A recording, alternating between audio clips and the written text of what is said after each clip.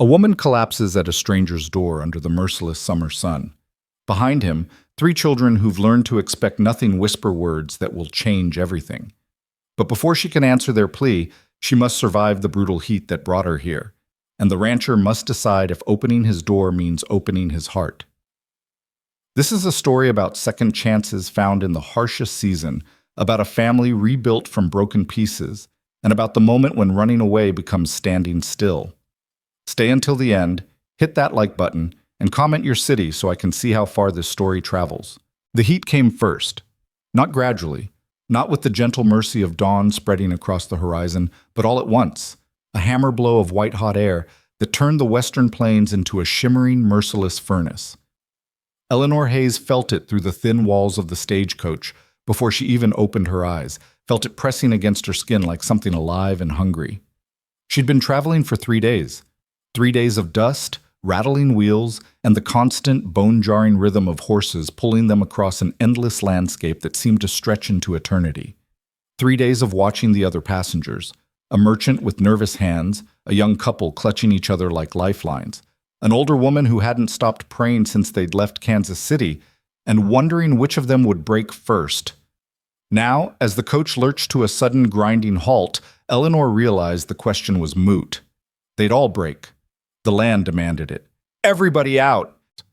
The driver's voice cracked through the heavy air, sharp with something that might have been anger but sounded more like fear. Axel's gone. We're not going anywhere.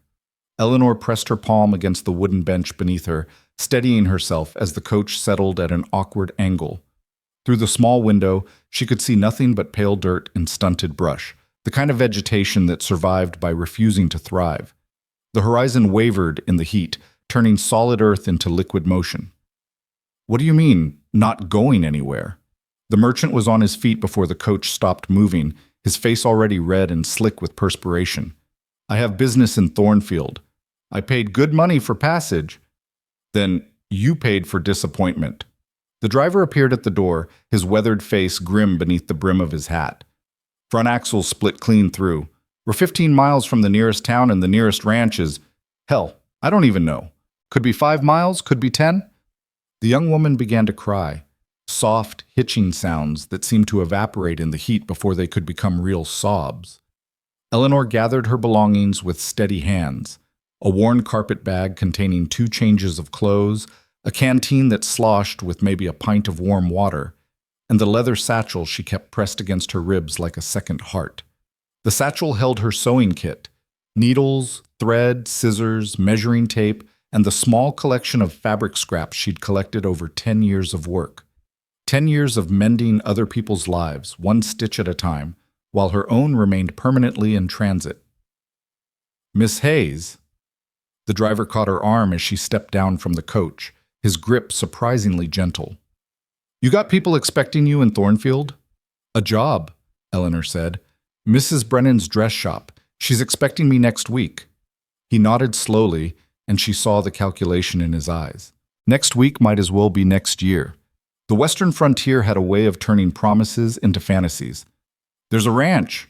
He pointed toward the northwest, where the heat turned the air into something that moved like water. Can't be more than 6, 7 miles. You see that line of cottonwoods? Follow those. Where there's cottonwoods, there's water. Where there's water, there's people. 6 or 7 miles. In this heat, with a pint of water and the sun climbing toward its zenith like a predator stalking prey. What about the rest of us? The merchant's voice had climbed into a higher register. You expect us all to just walk? I expect you to do what you need to survive. The driver was already unhitching the horses, his movements practiced and efficient. I'm riding back for help. Should be back by tomorrow evening with the wagon and tools. You can wait here if you want. Shade under the coach. Ration your water. Pray the heat doesn't kill you before I get back. Eleanor looked at the other passengers. The older woman had stopped praying and was staring at the driver with the blank expression of someone whose faith had just revealed its limits. The young couple huddled together, and Eleanor could see the man's jaw working as he tried to decide between pride and practicality. The merchant stepped forward. Now see here. Or, the driver continued, swinging up onto the lead horse. You can walk, your choice. But if you walk now. Afternoon sun will cook you where you stand.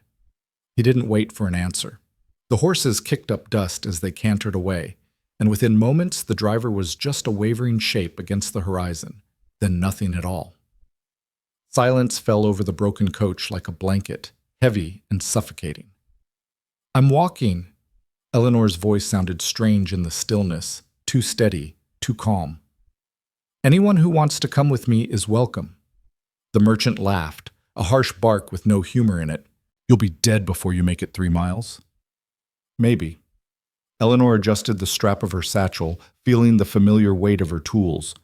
"But I'll be dead trying, which seems better than waiting here to find out if that man keeps his promises." She started walking before anyone could argue, before she could change her mind, before the full weight of the decision could settle on her shoulders. The heat wrapped around her like a physical thing, pressing against her chest, making each breath feel like drawing fire into her lungs. Behind her she heard footsteps. The young couple, she guessed, but she didn't turn to check. Looking back meant wasting energy. Looking back meant doubt. The cottonwood trees seemed impossibly far away, a dark smudge that might have been real or might have been wishful thinking. Eleanor had learned over the years that distance on the plains was a liar.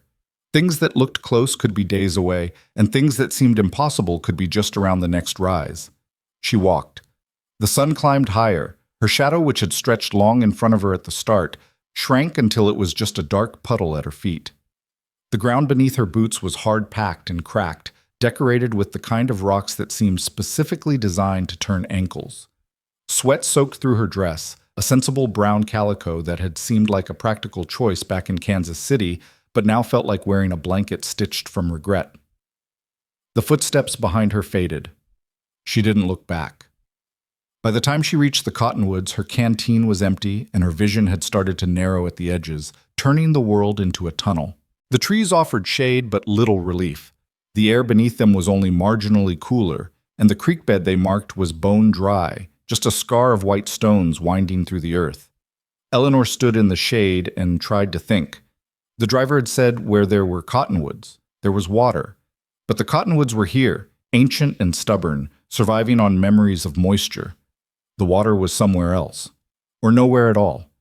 She pressed her fingers against the leather satchel, feeling the shape of her scissors through the worn material. 10 years of work, 10 years of skill, 10 years of being good at something, being useful, being needed in temporary bursts before moving on, always moving on. The thought came with surprising bitterness, and Eleanor pushed it away. Self-pity was a luxury she couldn't afford, not out here, not with the sun turning her thoughts sluggish and strange. She walked. Past the cottonwoods, the land began to change in subtle ways. The brush grew slightly greener, slightly fuller. The ground showed evidence of hoofprints, the shallow impressions of cattle driven toward water, toward life. The ranch appeared like a mirage, first just a suggestion of angles that didn't belong in nature, then slowly resolving into a low, sprawling structure of weathered wood and sun-bleached stone. Outbuildings clustered around it like children gathering close to a mother. A windmill turned lazily against the white sky, its blades catching light. Eleanor had stopped trusting her eyes somewhere around mile 4, so she kept walking, waiting for the vision to dissolve the way all mirages eventually did. But the ranch remained solid, growing larger with each painful step. Real, present, possible. The main house sat on a slight rise, giving it a view of the surrounding land. It was built in the style Eleanor had seen repeated across the frontier, functional rather than beautiful, designed to withstand wind and weather rather than impress visitors. A wide porch wrapped around the front, offering shade, and the windows were shuttered against the afternoon heat. She made it to the front steps before her legs stopped working. One moment she was walking, and the next she was on her knees on sun-scorched wood, her satchel clutched against her chest, the world spinning in slow, nauseating circles. She tried to call out, but her throat was too dry, her voice nothing but a rasp that died in the heat. The door opened. A man stood in the doorway, silhouetted against the darkness of the interior. Tall, broad-shouldered, with the kind of stance that spoke of endless work and perpetual weariness. His shirt was rolled to his elbows, his hair dark and disheveled, his face shadowed by the doorframe. They stared at each other for a long moment, Eleanor on her knees, too exhausted to rise, and the man frozen in the doorway as if he'd opened it expecting mail and found catastrophe instead. Please. Eleanor's voice came out as barely a whisper, but the word hung in the air between them, heavy with need. Water. The man didn't move. For a terrible moment, Eleanor thought he might close the door, might turn away and leave her to the mercy of the sun. The frontier was full of stories about strangers left to die, about doors that stayed closed when desperation came knocking. Then, from somewhere behind him, a child's voice spoke, young, uncertain, but achingly hopeful. Papa? Is she dying? The man's jaw tightened. He looked down at Eleanor, and she saw the war happening behind his eyes.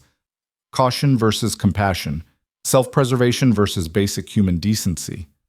Thomas, get water from the kitchen. He didn't take his eyes off Eleanor as he spoke. Amy, bring a cloth. James, just stay back. Children emerged from the shadows behind him, 3 shapes moving with the quick efficiency of young people who'd learned to follow instructions without question. The man stepped out onto the porch, and Eleanor saw him clearly for the first time. Nathan Cole.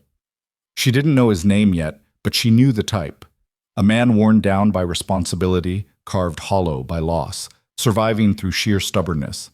His face was handsome in a stark, unforgiving way, all sharp angles and sun-weathered skin.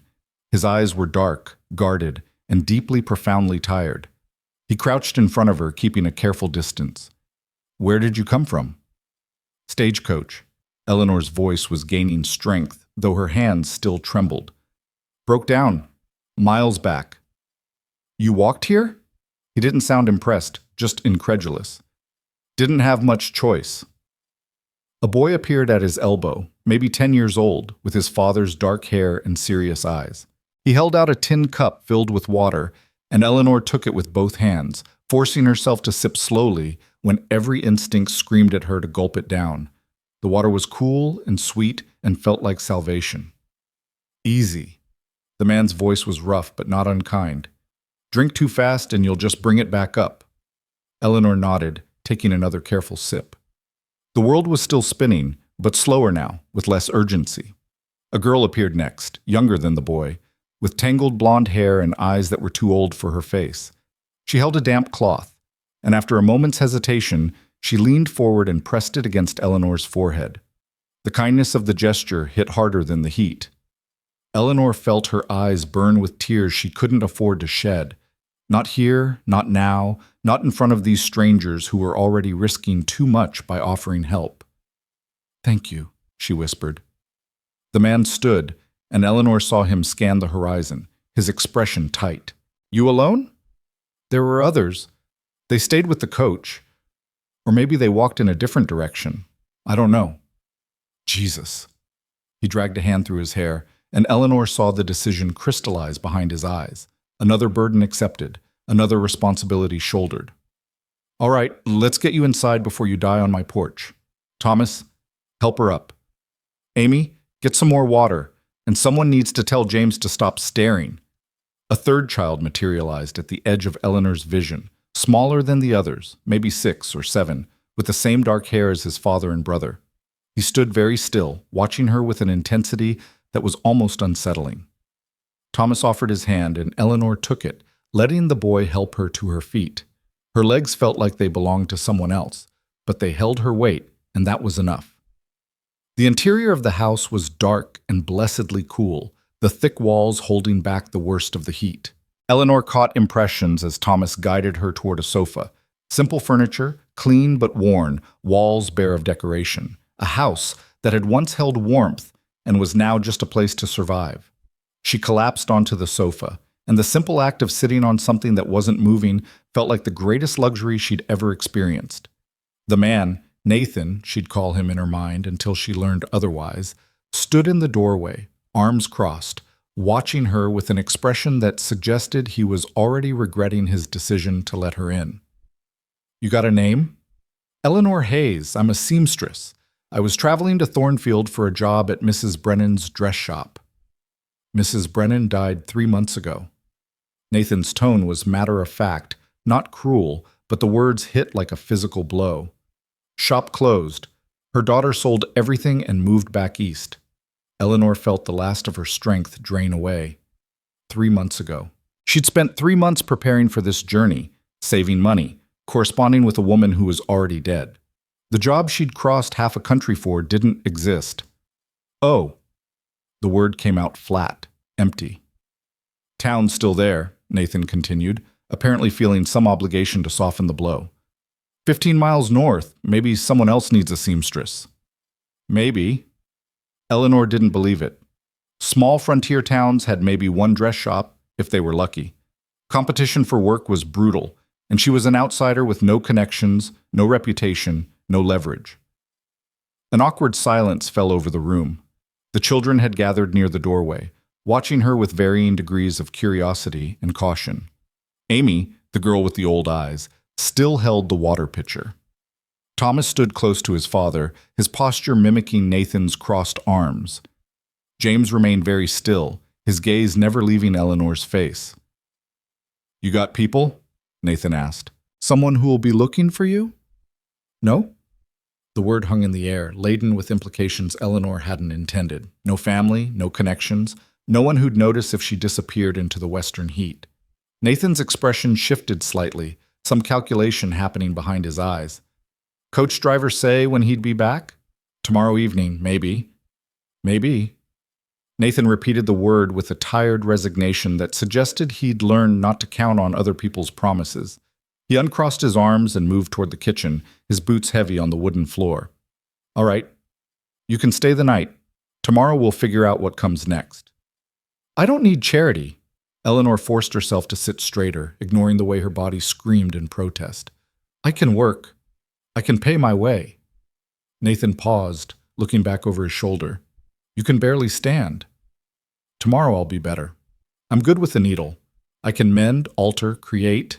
I've been working as a seamstress for 10 years. I have references, letters of recommendation. They're in my bag. I can—" "Rest." Nathan cut her off, his tone leaving no room for argument. "That's what you can do, rest. We'll talk about the rest of it tomorrow." He disappeared into the kitchen, and Eleanor heard the sound of water being pumped, the clatter of dishes. The children remained in the doorway, and Eleanor realized they were waiting for something. Permission, maybe, or instructions on how to handle the presence of a stranger. "You can come in," Eleanor said quietly. "I promise I don't bite." Amy took a tentative step forward, then another.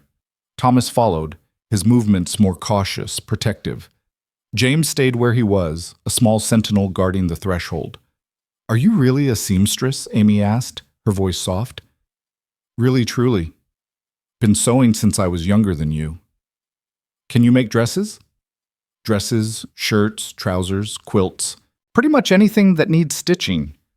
Amy's face lit up with something that might have been hope, and Eleanor felt her chest tighten. She recognized that expression, had worn it herself as a child, before the orphanage taught her not to want things. "Can you make me a dress?" Amy's voice dropped to a whisper, as if she were confessing something shameful. "Mine are all too small, and Papa says there's no money for fabric." Eleanor looked down at the girl's clothes, a simple cotton dress that had been let out as far as the seams would allow, the hem lifted and restitched multiple times. Good work, careful work, done by someone who knew their way around a needle but lacked the resources to do more than make do.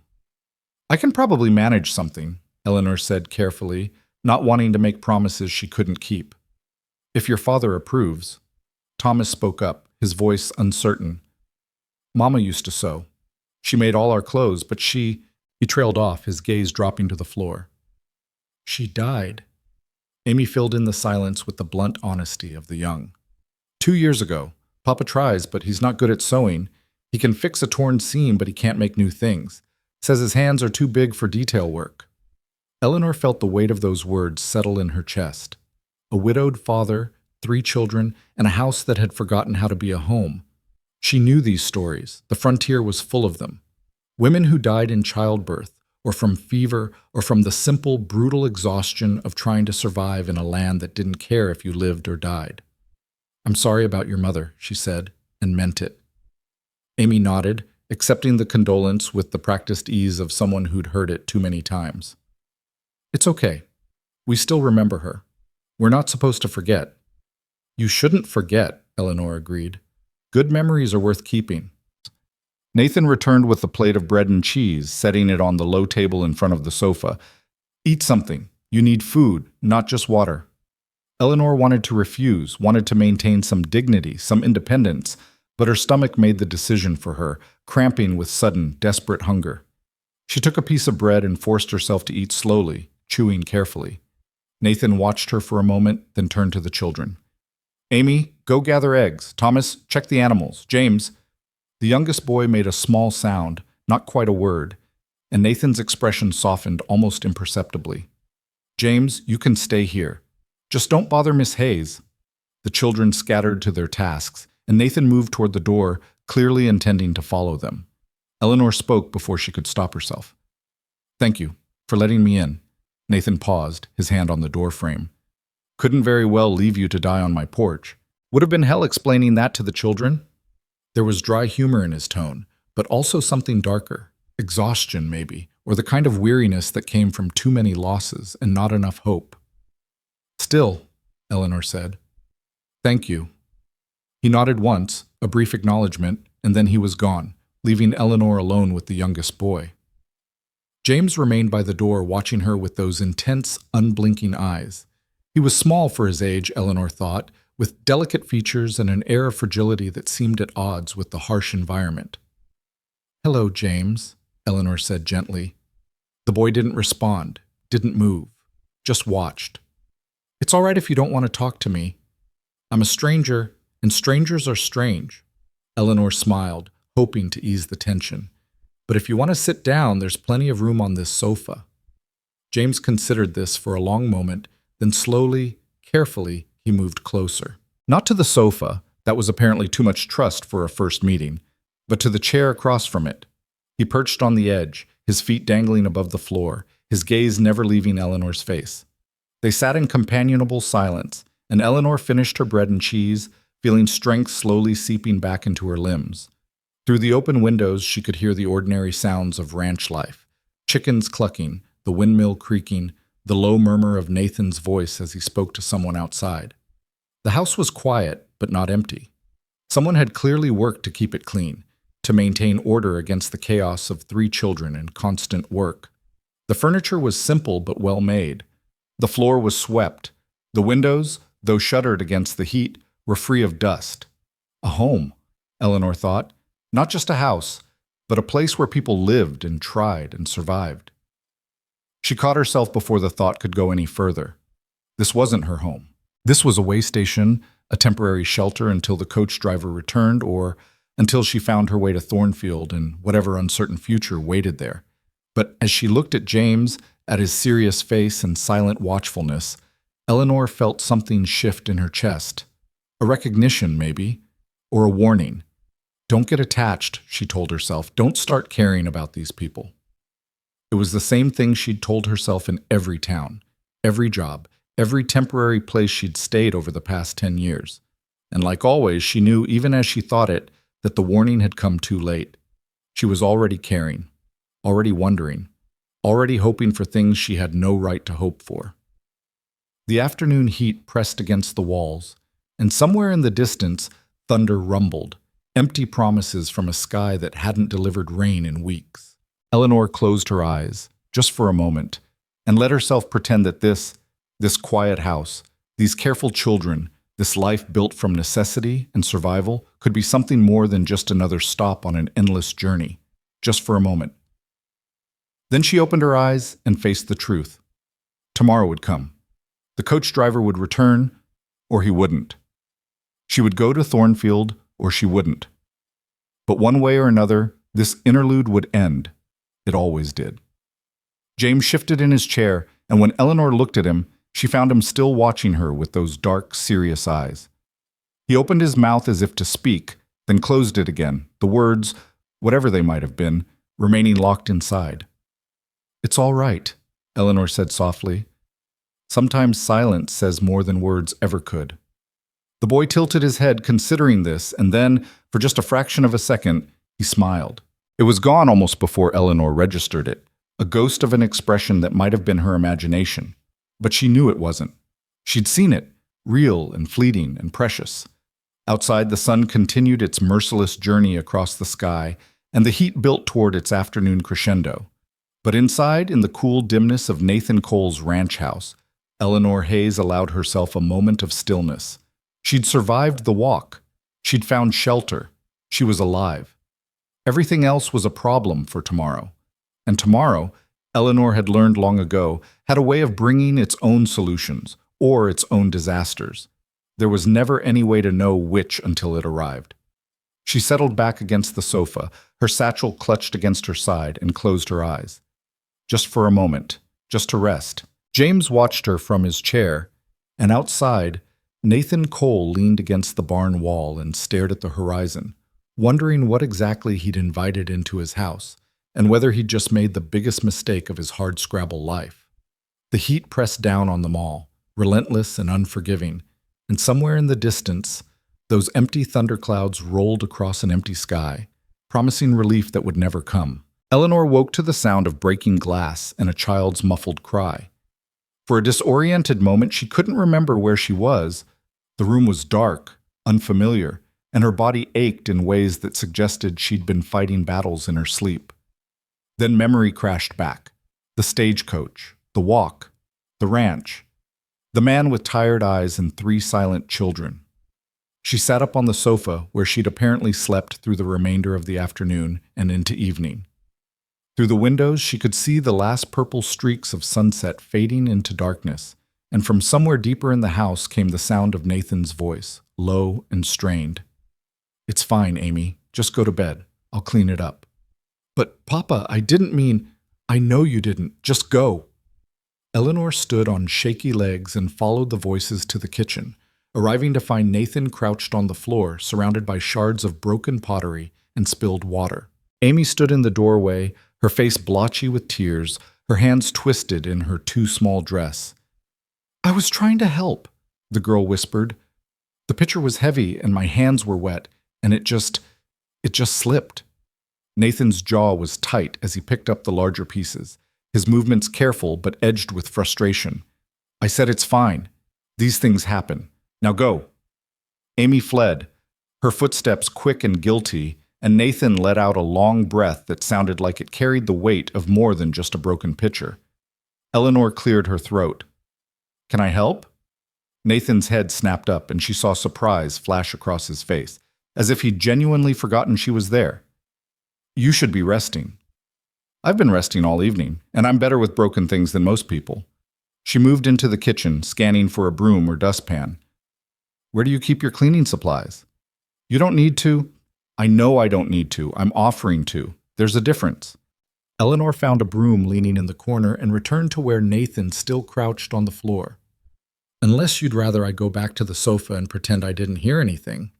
Nathan studied her for a long moment, and Eleanor could see him weighing his options, pride versus practicality, independence versus common sense. Finally, he stood and stepped back, gesturing toward the mess with something that might have been resignation. "Dustpans under the sink."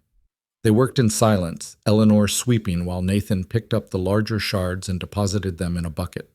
The rhythm was oddly companionable, the kind of quiet cooperation that came from 2 people who'd both learned that sometimes work was easier than words. "She tries too hard," Nathan said abruptly. "Amy, she's 10 years old and she thinks she needs to be her mother." Eleanor guided the smaller pieces of pottery into the dustpan, her movements careful. "That's what oldest daughters do when mothers die young. They fill the spaces left behind. She shouldn't have to." "No, but that's never stopped anyone from trying." Nathan dumped the last of the broken pottery into the bucket with more force than necessary, the crash of ceramic against metal sharp in the quiet kitchen. "My wife, Rebecca, she was good at all this. The house, the children, the small kindnesses that make a place feel like a home instead of just somewhere to sleep. I'm not. I can fix fences and manage cattle and keep everyone fed, but the rest of it—" He trailed off, running a hand through his hair in a gesture Eleanor was beginning to recognize as habit. "I'm drowning in all the things I can't do." Eleanor emptied the dustpan and set both it and the broom aside, turning to face Nathan fully. In the lamplight, His exhaustion was even more pronounced. Dark circles under his eyes, lines of tension around his mouth, the kind of weariness that went bone deep. "What broke?" she asked. "The pitcher or something else?" Nathan's laugh was short and humorless. "Is it that obvious? I've spent 10 years moving from town to town, house to house, watching how people live and how they survive. Yes, it's that obvious." He leaned against the counter, his shoulders slumping as if just admitting exhaustion made it worse. 3 of the ranch hands quit last month. Said the work was too hard for the pay, which it probably is, but I can't afford better wages. The summer's been brutal. We've lost cattle to the heat, and the creek's running so low I'm worried it'll dry up completely before fall. Thomas is trying to take on work that's too dangerous for a 10-year-old boy. Amy's trying to be her mother, and James... Nathan's voice caught, and he stopped, swallowing hard. James hasn't spoken more than a handful of words since Rebecca died. The doctor says there's nothing physically wrong with him, that it's grief or shock or some combination of both, but I don't know how to fix that. I don't know how to fix any of it. Eleanor let the confession hang in the air between them, understanding that sometimes people didn't need solutions. They just needed someone to bear witness to their breaking. "The pitcher can be replaced," she said finally. "Everything else is harder, but not impossible." "You always this optimistic?" "No, but I'm practical, and sometimes that's better." Eleanor moved toward the sink, pumping water into a clean basin. "When's the last time anyone in this house had a proper meal? Not just bread and cheese, but something hot and filling?" Nathan frowned, clearly thrown by the change of subject. "Yesterday, I think, maybe the day before. Thomas shot a rabbit, and we had stew." "And before that?" The silence was answer enough. Eleanor rolled up her sleeves and began assessing the kitchen's contents, opening cupboards and mentally cataloging what was available.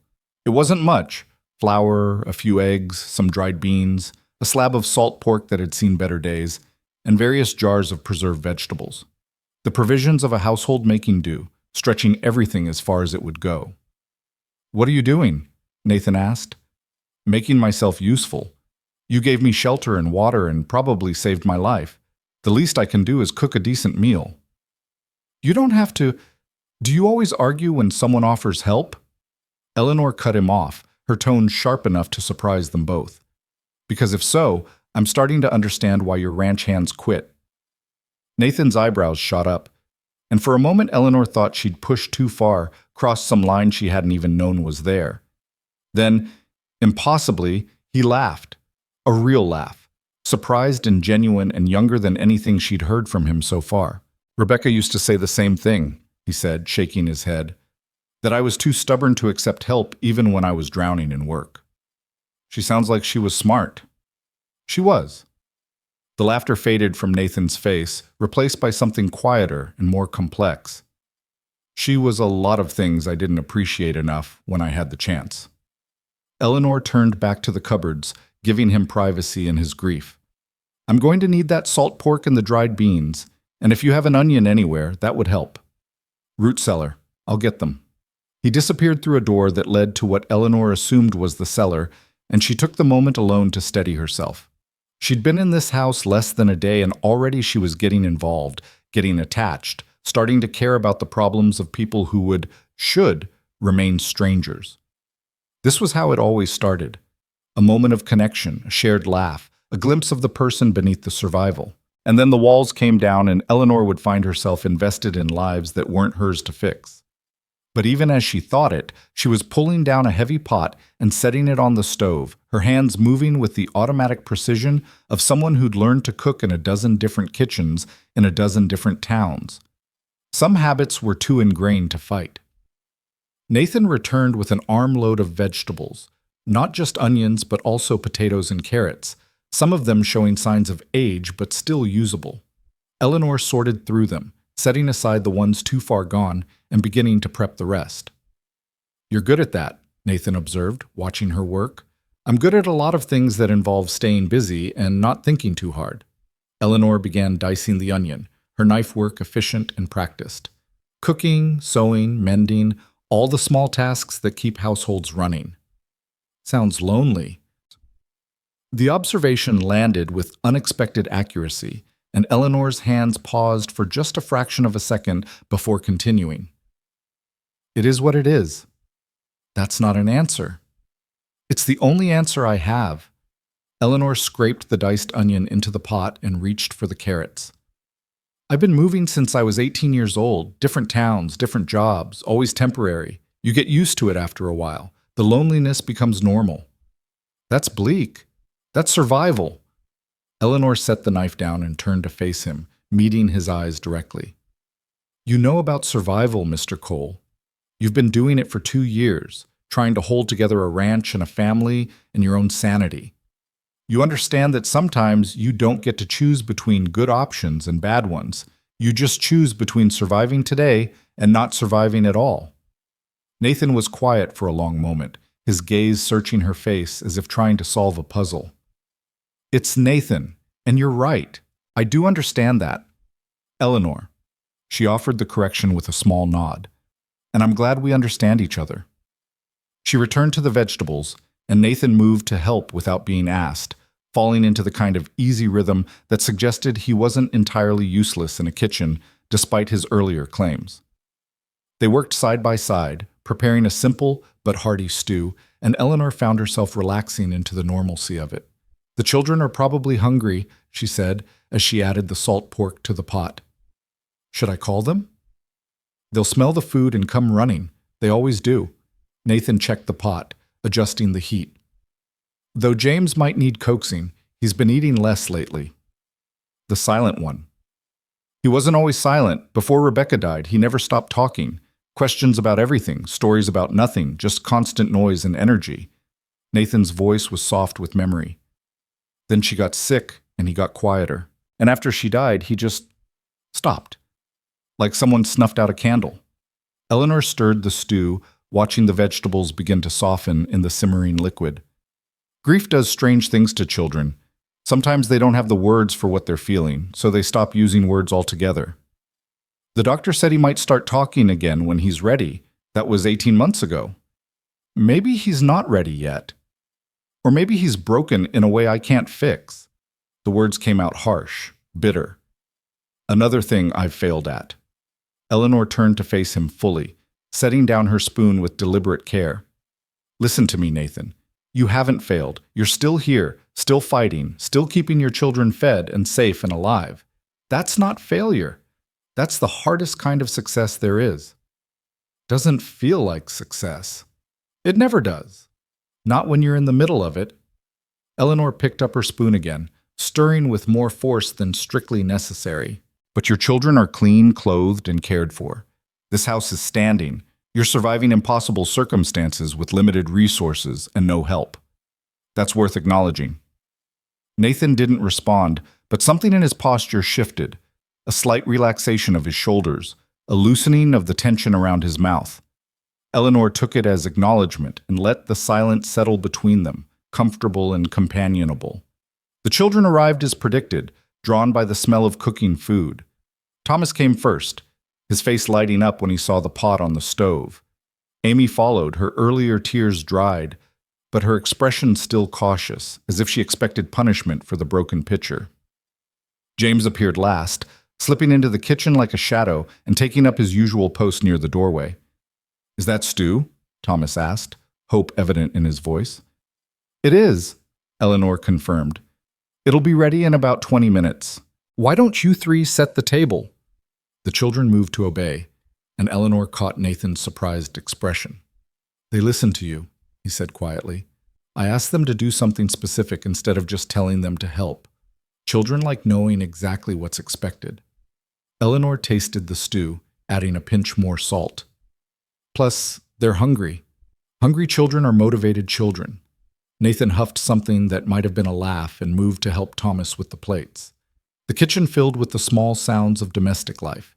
Dishes clattering, chairs scraping, quiet conversation between siblings. Normal sounds. The sounds of a family at dinner. Eleanor served the stew into bowls, and they sat around the worn wooden table. An odd assembly of exhausted rancher, 3 careful children, and a traveling seamstress who was supposed to have been in Thornfield by now. The first few minutes passed in the concentrated silence of people too hungry to talk. Eleanor watched the children eat, Thomas wolfing down his food with the enthusiasm of a growing boy, Amy taking small, careful bites, and James pushing vegetables around his bowl more than consuming them. James, Nathan's voice was gentle but firm, you need to eat more than 3 bites.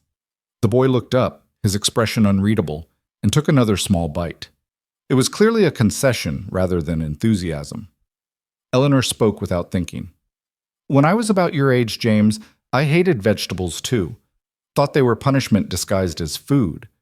James's eyes flickered toward her, a hint of interest breaking through his usual guardedness.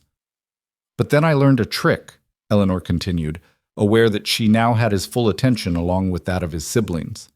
If you eat all your vegetables first, then the rest of the meal tastes better by comparison.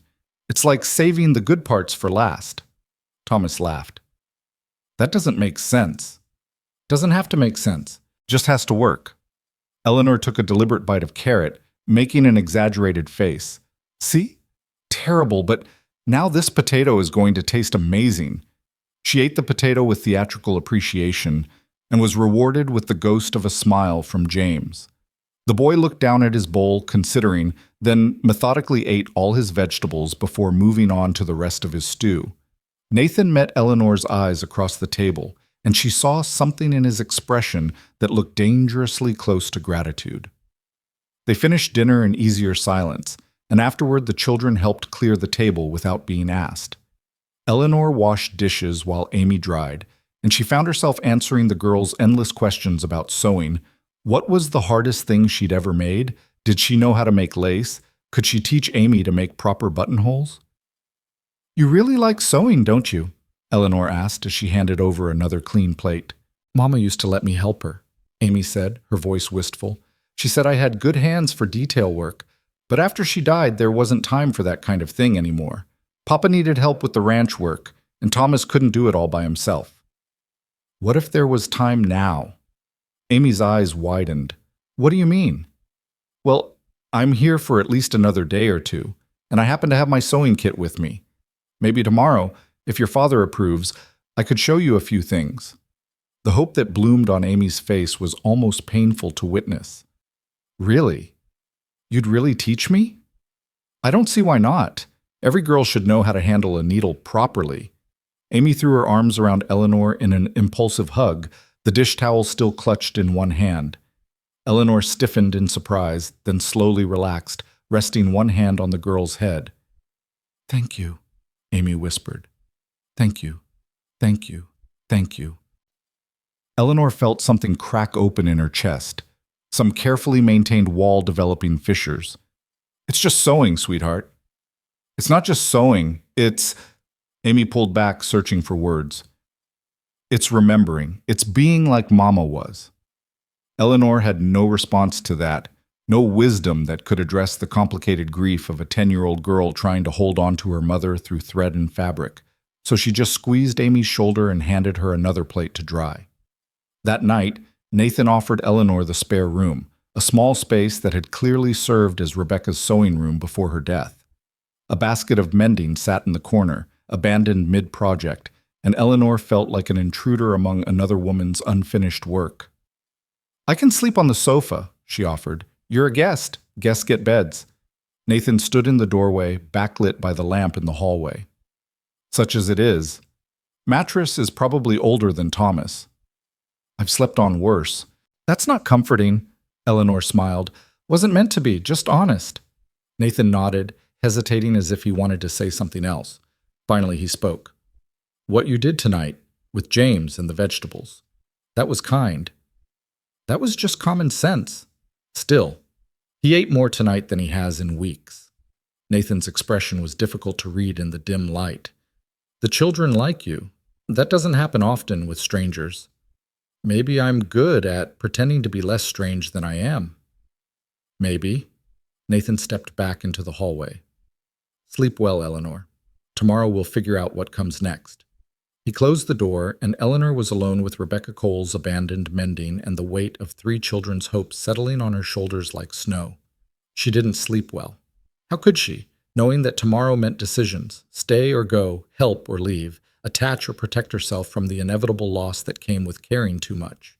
But when morning came with its brutal sunshine and merciless heat, Eleanor found herself at the kitchen table with her sewing kit spread before her, showing Amy how to thread a needle properly while Thomas watched from the doorway and James sat very still in his chair, his dark eyes tracking every movement of her hands.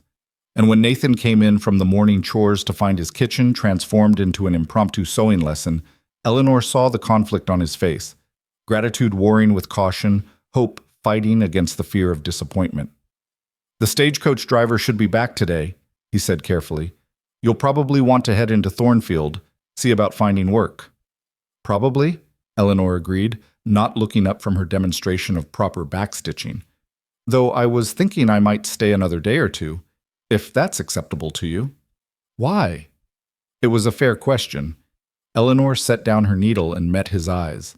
"Because Amy asked me to teach her to sew. But because there's a basket of mending in that room you gave me that someone needs to finish. And because—" She paused, searching for words that were honest without being too revealing. "Because I've spent 10 years helping people temporarily, and just once I'd like to see if I can make a real difference instead of just a passing one." Nathan was quiet for a long moment, his gaze moving from Eleanor to his children and back again. "You don't owe us anything." "I know, that's not why I'm offering." "Then why are you?"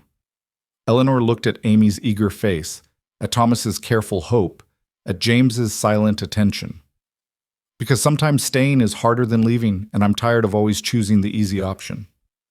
Nathan's jaw tightened, and she saw him struggling with the decision, weighing risk against need, caution against desperation. Finally, he nodded. 3 days.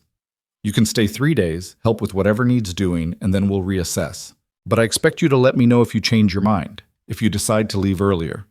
I won't have my children getting attached to someone who's going to disappear without warning. That's fair. And you work, you eat with us. No arguments about charity or payment. We help each other, that's the arrangement. Agreed. They shook hands like business partners sealing a deal, and Eleanor tried to ignore the way her pulse jumped at the contact, at the calloused warmth of his palm against hers. 3 days. She could help for 3 days without getting too attached, without letting these people burrow too deep into the carefully maintained walls around her heart. 3 days, and then she'd leave. She'd go to Thornfield, find work, move on to the next temporary situation. 3 days. It seemed like nothing at all. And yet, as Eleanor returned to her sewing lesson and heard Amy's delighted laugh when she successfully completed her first proper seam, 3 days suddenly felt like both an eternity and nowhere near enough time. The 3 days passed like water through cupped hands, too quickly to hold, impossible to stop. Eleanor fell into the rhythm of ranch life with surprising ease, rising before dawn to help prepare breakfast, spending her mornings teaching Amy the finer points of needlework, while Thomas practiced his letters at the kitchen table and James watched from his perpetual post near the doorway. The afternoons she devoted to the mountain of mending she'd discovered, torn shirts, frayed hems, buttons that needed replacing, seams that had given up the ghost months ago. Nathan watched her work with an expression Eleanor couldn't quite decipher, something between gratitude and wariness. As if he couldn't decide whether she was a blessing or a complication he didn't have the energy to manage. On the 4th morning, the day after her agreed-upon departure should have happened, Nathan found Eleanor in Rebecca's old sewing room, surrounded by fabric she'd unearthed from a trunk in the corner. "You're still here," he said from the doorway. Eleanor didn't look up from the dress she was examining, holding it up to the morning light streaming through the window. Very observant. 3 days. That was the agreement. It was. And then I found this trunk. She turned to face him, the dress draped over her arm. "Nathan, there's enough fabric here to make clothes for all 3 children. Good fabric, quality cotton that's just been sitting here gathering dust." Nathan's expression tightened. That was Rebecca's. She was saving it for— He stopped, swallowing hard. She had plans for it. I'm sure she did. But Rebecca's gone, and your children are growing out of their clothes faster than you can patch them. Eleanor's tone was gentle but firm. This fabric was meant to be used, not preserved like a museum piece. "You want to cut up my dead wife's fabric?" Nathan's voice was flat, carefully controlled. I want to honor what she would have wanted, her children clothed properly. Tell me honestly, Nathan, if Rebecca were here right now, would she want this fabric locked away, or would she want Amy to have a dress that actually fits? The question hung between them like a challenge. Nathan leaned against the doorframe, his jaw working as he fought some internal battle. Finally, he spoke, his voice rough. She would have made clothes for them months ago. She wouldn't have let them walk around looking like orphans. Then let me do what she would have done. It's not the same. No, but it's something. Eleanor set the dress aside and crossed to where Nathan stood. I'm not trying to replace her. I couldn't even if I wanted to. But I can help, if you'll let me. Nathan studied her face and Eleanor held his gaze, letting him see whatever he needed to see to make this decision. She was aware of the intimacy of the moment, standing close enough to see the silver threading through the dark hair at his temples, close enough to smell leather and sweat and summer heat on his skin. How long? He asked finally. How long what? How long will it take you to make clothes for 3 children? Eleanor calculated quickly. A week, maybe longer if I'm doing it right. Amy's dress alone will take 3 days if I want it to fit properly and last more than a season. A week? Nathan repeated the time frame as if testing its weight. You were supposed to leave 4 days ago. I know. The longer you stay, the harder it will be when you leave. Eleanor's chest tightened. I know that too. Then why are you still here? It was the question Eleanor had been avoiding asking herself, the one she'd been pushing to the edges of her consciousness every time it threatened to surface. She could have left. The stagecoach driver had returned as promised, with a wagon and tools and apologies. She could have ridden back to the main road, made her way to Thornfield, started searching for work. Instead, she'd stayed. She'd found reasons, the mending, the teaching, the fabric, the children's faces when she worked. But underneath all those rational justifications was a truth she wasn't quite ready to name. Because, she said finally, carefully, I've spent 10 years being useful in temporary ways, and I want to see what happens if I stay long enough to actually finish something. Nathan's expression softened almost imperceptibly. The children ask me every morning if you're leaving today. What do you tell them? That I don't know? Because I don't. He pushed off from the doorframe, creating distance between them. 1 week. You can stay 1 week to make the clothes, but after that, Eleanor, you need to decide. Stay or go. I won't have my children's hearts broken by someone who can't make up her mind. That's fair. Is it? Because from where I'm standing, nothing about this situation is fair. Nathan's voice carried an edge Eleanor hadn't heard before. You walked into our lives by accident. You made us care about you, and now you're leaving breadcrumbs of hope behind you without any promise of staying. That's not fair, Eleanor. That's cruel. The words hit like a slap, and Eleanor felt her defenses rise. I never promised anything. I never said I would stay permanently. You were the one who set the boundaries. 3 days, remember? I'm just following the rules you established. The rules I established to protect my children from getting hurt. And yourself? The question was out before Eleanor could stop it. Or are you hiding behind your children because it's easier than admitting you don't want to risk caring about someone new? Nathan's eyes flashed. Don't presume to understand my situation. I'm not presuming anything. I'm observing. Eleanor crossed her arms, holding her ground. You're terrified. Not of me staying, but of wanting me to stay. Because if you want me to stay and I leave anyway, that's another loss you'll have to survive. So you push me away preemptively and call it protecting your children. That's not... Nathan stopped, his hands clenching into fists at his sides. You don't know what you're talking about. Don't I? I've been running for 10 years, Nathan. I know what fear looks like, and I know what protection looks like, and I know the difference between the two. Eleanor's voice dropped, gentler now. I'm not asking you to trust me. I'm not asking you to want me here. I'm just asking for 1 more week to make clothes for your children. After that, I'll make a decision and stick to it. Stay or go, no breadcrumbs, no uncertainty. Can you live with that? Nathan was silent for a long moment, his gaze locked on her face. Finally, he nodded once, sharp and decisive. 1 week. But Eleanor, when you make that decision, think about what's best for everyone involved, not just yourself. He left before she could respond, his boots heavy on the wooden floor, and Eleanor stood alone in Rebecca's sewing room, surrounded by fabric and unfinished plans and the weight of a choice she still didn't know how to make. The week unfolded in a haze of heat and needlework. Eleanor measured, cut, and stitched with the focused intensity of someone trying to outrun her own thoughts. She started with Amy's dress, knowing it would be the most complex and wanting to tackle it while her energy was highest. The girl was a willing model, standing patiently while Eleanor took measurements and pinned fabric, chattering endlessly about everything and nothing. Her mother's garden that had died 2 summers ago, the baby goat Thomas was trying to train, the constellation of freckles on James's left shoulder that looked like a dipper. Mama used to say James was marked by the stars, Amy said during one fitting session, that he was meant for something special. Eleanor adjusted a pin at the waistline, checking the drape. What do you think he's meant for? I don't know, but it must be something important if the stars took the time to mark him. Amy's expression grew serious. Do you think people can be meant for things?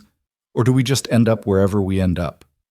It was a profound question from a 10-year-old, and Eleanor paused in her work to consider it properly. I think we're meant for some things, and we choose others. The trick is figuring out which is which. Did you choose to come here? No, the heat and a broken stagecoach made that choice for me. But you chose to stay. Eleanor met the girl's eyes, seeing too much wisdom there for someone so young. Yes, I chose to stay. Then maybe you're meant to be here. Maybe the heat and the broken stagecoach were just the stars' way of getting you where you needed to be. Eleanor's hands stilled on the fabric. That's a beautiful thought, Amy. Mama used to say beautiful thoughts are just truth wearing fancy clothes. Amy smiled, and Eleanor saw Rebecca in that expression, saw the mother who'd taught this child to look for meaning in random events. So maybe it's not just beautiful. Maybe it's true. Eleanor didn't have an answer for that, so she returned to her pinning and let the silence speak for her. The dress came together slowly, carefully, each seam a small act of devotion. Eleanor used the best fabric from Rebecca's trunk, a lightweight cotton in pale blue that would be cool in the summer heat and sturdy enough to last through rough play and hard work. She added details Rebecca might have included, tiny tucks at the shoulder for growth, pockets deep enough to be useful, a hem that could be let down as Amy grew taller. Nathan watched the progress with an expression Eleanor couldn't read, and she wondered what he saw when he looked at the dress taking shape, his daughter's future or his wife's absence, hope or grief, or some complicated mixture of both.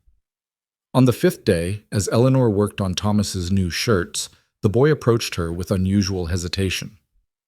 Miss Eleanor, can I ask you something? Of course.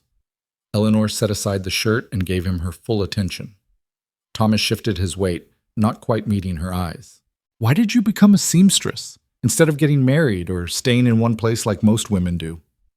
Eleanor considered the question, aware that her answer mattered more than Thomas probably realized. When I was 17, I was living in an orphanage in Boston. The woman who ran it decided I was old enough to marry, and she'd found a man willing to take me, a shopkeeper twice my age who needed someone to keep his house and cook his meals. I was supposed to be grateful for the opportunity. Were you? I was terrified. So the night before the wedding, I stole every needle and thread I could find, packed a bag, and ran. Eleanor smiled at the memory, at the girl she'd been, reckless and brave and desperate. I ended up in New York, and the only skill I had that could earn money was sewing. I'd learned it at the orphanage, boring work making simple garments for sale. But it kept me fed, kept me free, and after a while it became more than just survival. It became who I was. Thomas absorbed this, his young face serious. Do you regret it? Running away? Sometimes, when I'm lonely or tired or scared, but mostly, Eleanor met his eyes. Mostly I'm proud that I chose my own path instead of letting someone else choose it for me. Papa says you're going to leave soon, that you're just here temporarily. Eleanor's chest tightened. Your father's right. I have to make some decisions about my future. What if your future could be here? The question came out in a rush, as if Thomas had been holding it back for days. What if you stayed and sewed for people in town? You're really good at it, and Mama's shop is still empty. Mrs. Chen at the general store was saying just last week how the town needs a seamstress, how she has to send away for any repairs or alterations. Eleanor felt something crack in her chest, felt the careful walls she'd built starting to crumble. Thomas, I know Papa said not to ask. I know we're not supposed to make you feel obligated. But Miss Eleanor, you fit here. With us. You make Papa laugh sometimes, and Amy's been happier this week than she's been in 2 years, and James... Thomas's voice dropped to a whisper. James looks at you like maybe he's thinking about talking again. Eleanor had no defense against the raw hope in the boy's voice, no armor strong enough to protect her from the weight of 3 children's longing. I don't know if I'm the right person to stay, Thomas. I don't know if I'm capable of being what you all need. We don't need you to be anything except yourself. Thomas's jaw set with determination that reminded Eleanor achingly of Nathan. We just need you to stay. Before Eleanor could respond, James appeared in the doorway. He moved toward them with unusual purpose, and Eleanor watched as he crossed the room and placed something in her lap, a small wooden bird carefully carved and smooth from handling. James made that, Thomas said softly. It was Mama's. He's been keeping it in his pocket since she died. Eleanor picked up the bird with trembling hands, feeling the weight of the gift, understanding what it meant. James, I can't take this. This is too important. The boy shook his head, and then, for the first time since Eleanor had arrived, he spoke. His voice was rusty from disuse, barely more than a whisper, but the words were clear. So you remember us when you leave. The room went absolutely silent. Eleanor felt tears burning in her eyes, felt her throat close around words she couldn't speak. She looked at James, at his serious face and dark eyes, and the trust he was offering despite every reason not to, and felt her carefully maintained independence shatter like glass. James. She barely managed to get his name out. Sweetheart, You talked. Thomas's voice was awed. James, you actually talked. Footsteps thundered through the house, and suddenly Nathan was there, Amy close behind him. They must have heard Thomas's exclamation, must have come running to see if it was true. What happened? Nathan demanded, his eyes finding James immediately. What's going on? Thomas pointed at his brother, his hand shaking with excitement. He talked, Papa. James talked. Nathan dropped to his knees in front of his youngest son, his hands gripping the boy's shoulders. Is that true? Did you speak? James nodded, and then, as if the dam had broken and the words could no longer be contained, he spoke again. I told Miss Eleanor to remember us. Nathan's face went through a series of emotions so complex Eleanor couldn't track them all. Joy, relief, pain, and something that looked almost like anger. You spoke. After 18 months of silence, you spoke. I wanted to tell her, James said, his voice gaining confidence. I wanted to tell her not to forget. Nathan stood slowly, and when he turned to Eleanor, she saw accusation in his eyes alongside the gratitude. This is what you do. You come into people's lives, you fix things, you make them hope, and then you leave. The words stung because they were true. Nathan, don't. He held up a hand, stopping her. James just spoke for the first time in a year and a half, and his first words were about you leaving. How am I supposed to feel about that? Papa, don't be angry. Amy moved to stand beside her father, her voice pleading. Miss Eleanor brought James back to us. She brought all of us back. For how long? Nathan's voice was rough. For another week? Another month? What happens when she decides she's done playing house with us and moves on to the next town, the next temporary situation? Eleanor stood, the wooden bird clutched in her hand, feeling the weight of 4 pairs of eyes on her. You're right. You're absolutely right. I've been selfish, staying here without making a real commitment, letting your children get attached when I haven't decided anything. So what are you going to do about it? Nathan's voice was a challenge, demanding honesty. Eleanor looked at James, at his face so full of tentative hope, at Thomas standing protective beside his brother, at Amy with her half-finished dress, and at Nathan, who'd opened his door to a dying stranger and invited complication into his carefully managed survival. I don't know, she said, and the admission felt like failure. I've never stayed anywhere long enough to know what comes after the decision to stay. I've never let myself care enough to find out. Then figure it out. Nathan's voice softened marginally. Because you're right. My children are attached. They're hoping. And if you're going to leave anyway, do it now before the damage gets worse. He turned and walked out, and Amy followed, leaving Eleanor alone with Thomas and James. The boys looked at her with identical expressions of worry, and Eleanor felt the full weight of her own inadequacy pressing down on her shoulders. "I'm sorry," she whispered. "I'm so sorry." "Don't be sorry," Thomas said. "Just stay." If only it were that simple. That night, Eleanor couldn't sleep. She lay in Rebecca's old room, surrounded by fabric and half-finished garments, and tried to untangle the mess she'd made. She'd broken her own rules, the ones that had kept her safe for 10 years. She'd stayed too long, cared too much, let herself believe that temporary could become permanent. And now a 6-year-old boy had spoken for the first time in 18 months, and his first words were about her leaving. Eleanor rose and moved to the window, looking out at the star-scattered sky above the ranch. The heat had broken slightly with nightfall, and a breeze moved through the cottonwoods, carrying the scent of dust and distance. She thought about Amy's words, about being meant for things, about stars marking people for special purposes. She thought about James's carved bird, heavy in her pocket. She thought about Nathan's anger, which was really fear dressed up as protection.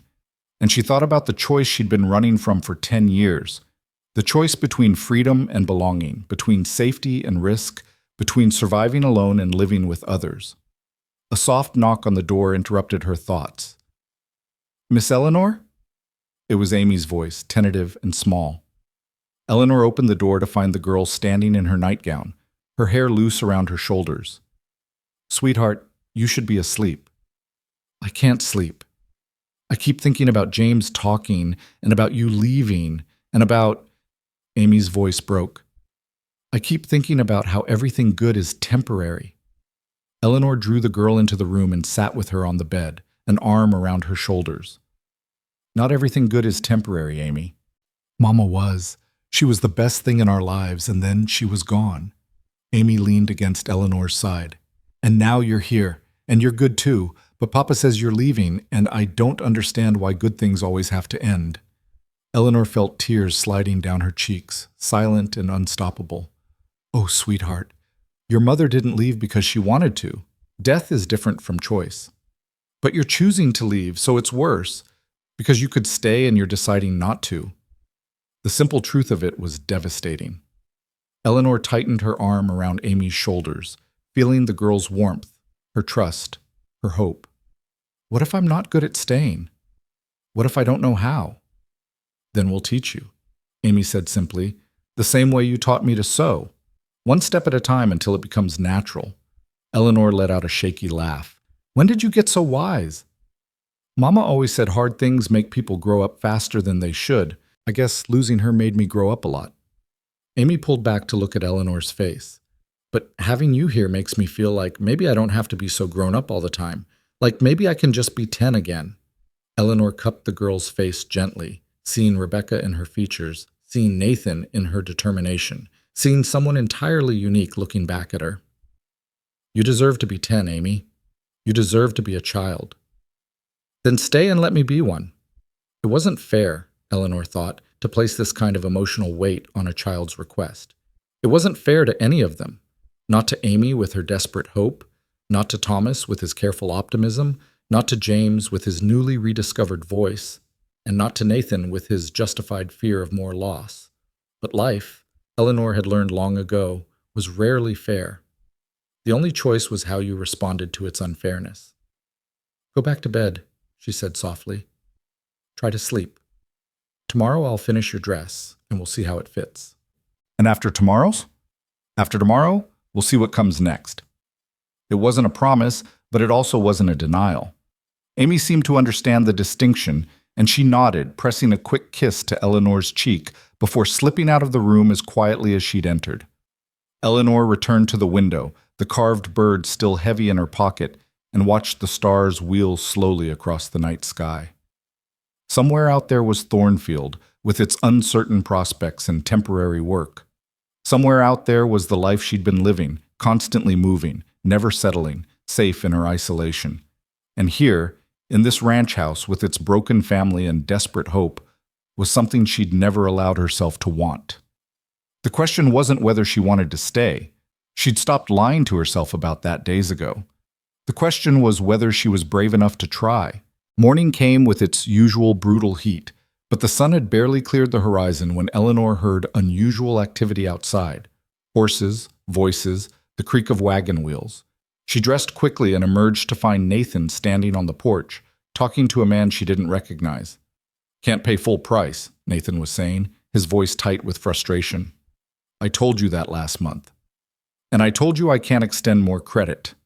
The man was heavy-set, middle-aged, with the air of someone who'd heard too many hard luck stories to be moved by another one. "You're 3 months behind on supplies, Cole. I'm sorry about your situation, but I've got my own family to feed." Eleanor moved closer, catching Nathan's eye. He gave a minute shake of his head, a warning not to interfere, but she ignored it. "Excuse me," she said, stepping off the porch. "I couldn't help but overhear. You're the supplier from town?" The man turned, surprise flickering across his face as he took in her presence. "Ben Morrison, yes. And you are?" "Eleanor Hayes. I'm a seamstress, and I'm considering opening a shop in Thornfield." The lie came easily, naturally, and Eleanor felt a strange calm settle over her as she spoke. "I understand Mrs. Brennan's old shop is sitting empty." Morrison's expression shifted from skepticism to interest. "You're the one who was supposed to work for Mrs. Brennan. Word got around that you never showed up." "I was delayed, but I'm here now and I'm interested in renting the space." Eleanor met his eyes directly. "I assume you're one of the men who holds the lease on commercial properties in town?" "My brother does, actually, but I could put in a word." "I'd appreciate that. And in the meantime," Eleanor paused, as if the thought had just occurred to her. "I notice Mr. Cole here is having some difficulty with credit. What if I were to personally guarantee his account for the next 3 months, as a gesture of good faith to the community?" Nathan made a sound that might have been protest or shock, but Eleanor didn't look at him. She kept her gaze locked on Morrison, watching him calculate, weighing the risk of extending more credit against the opportunity of a new business in town. "You'd guarantee it?" Morrison's eyes narrowed. "With what collateral?" "My skills and my reputation. I've been working as a seamstress for 10 years, Mr. Morrison. I have letters of recommendation from shops in Boston, New York, Philadelphia, and Chicago. I'm good at what I do, and if I set up a shop in Thornfield, I'll bring in business. You'll get your money, from Mr. Cole and from me."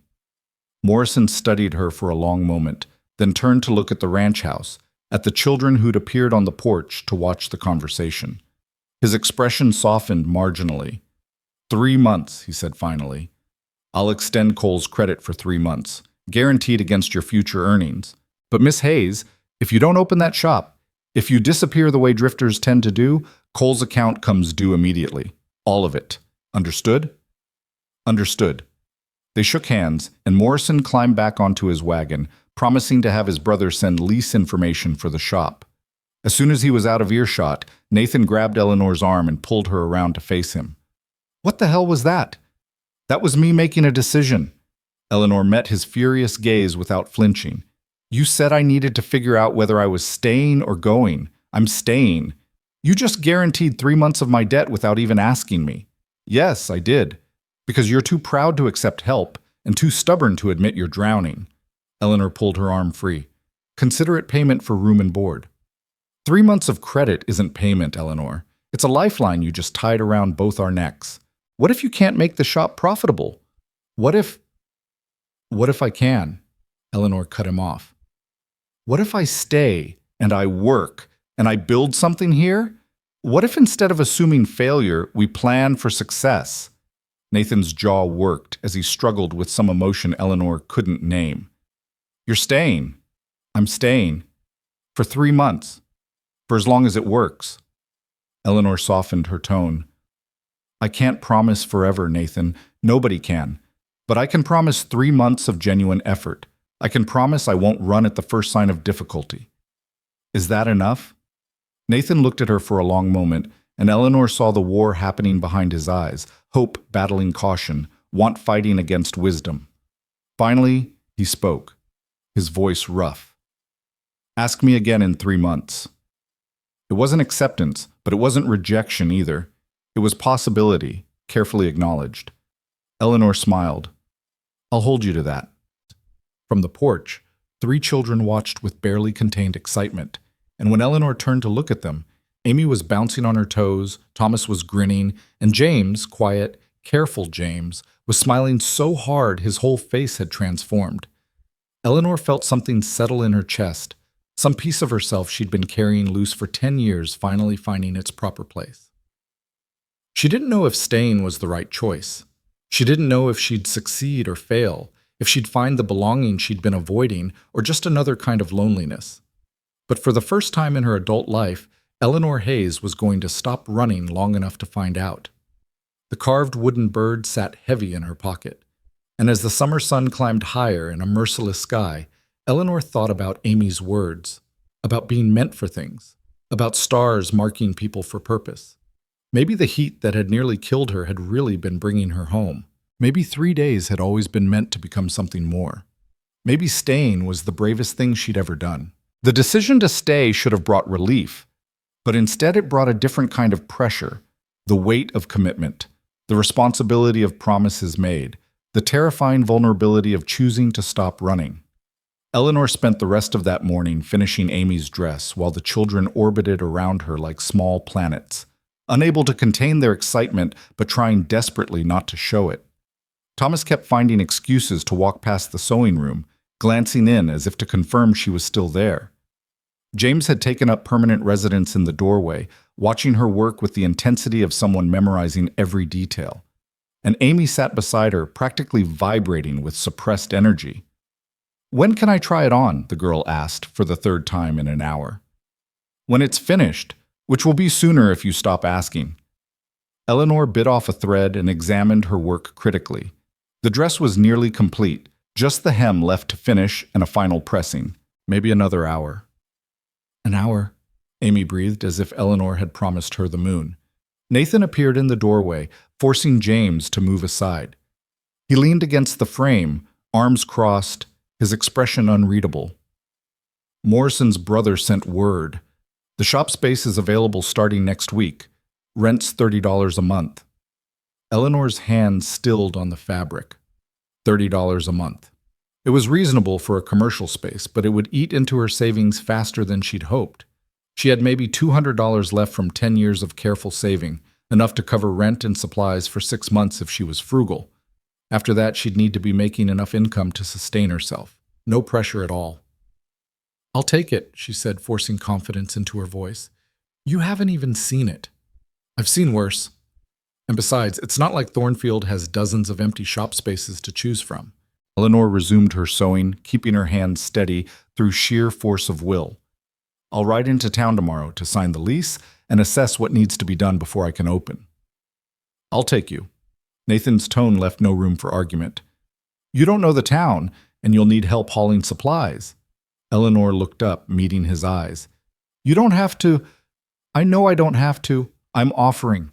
Something flickered in his expression, gone too quickly to identify.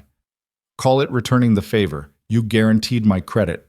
The least I can do is help you get your shop set up." It was the closest thing to gratitude Nathan had offered since she'd made her announcement, and Eleanor accepted it with a simple nod. "Thank you." He grunted acknowledgement and disappeared back into the house, and Amy immediately leaned closer, her voice dropping to a conspiratorial whisper. "Papa likes you. Your father tolerates me. There's a difference." "No, he really likes you. I can tell. He looks at you the way he used to look at Mama. Like you're a puzzle he's trying to solve, but he's not quite sure he wants to know the answer." Eleanor felt heat rise in her cheeks. "That's a very specific observation for a 10-year-old. "I notice things." Amy's smile was knowing beyond her years. "And I notice that you look at him the same way." "I do not." "You do. You watch him when you think nobody's paying attention, and you smile when he laughs, even if the thing he's laughing at isn't that funny." Eleanor opened her mouth to deny it, then closed it again. There was no point in lying to a child who saw too much. Instead, she changed the subject with the efficiency of someone who'd spent years deflecting personal questions. How about we focus on finishing your dress instead of analyzing the adults in your life? Amy giggled, but mercifully let the topic drop, and Eleanor returned to her sewing with perhaps more focus than the simple task required. The dress was finished by early afternoon, and Amy's joy when she tried it on was almost painful to witness. The girl stood in front of the small mirror in Rebecca's sewing room, turning slowly, her hands smoothing over the fabric with reverent care. "It fits perfectly," she breathed, "and it's so pretty. I feel like I'm somebody important when I wear it."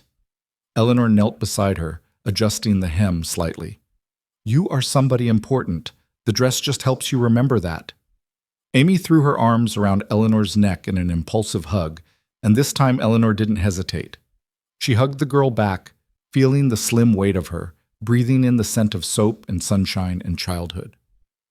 "Thank you," Amy whispered, "for the dress, for staying, for everything." Eleanor's throat tightened dangerously. "You're welcome, sweetheart." Thomas appeared in the doorway, his eyes widening when he saw his sister. "Amy, you look like a real lady." "I am a real lady," Amy protested, but she was grinning, spinning to make the skirt flare. "Miss Eleanor made it from Mama's fabric."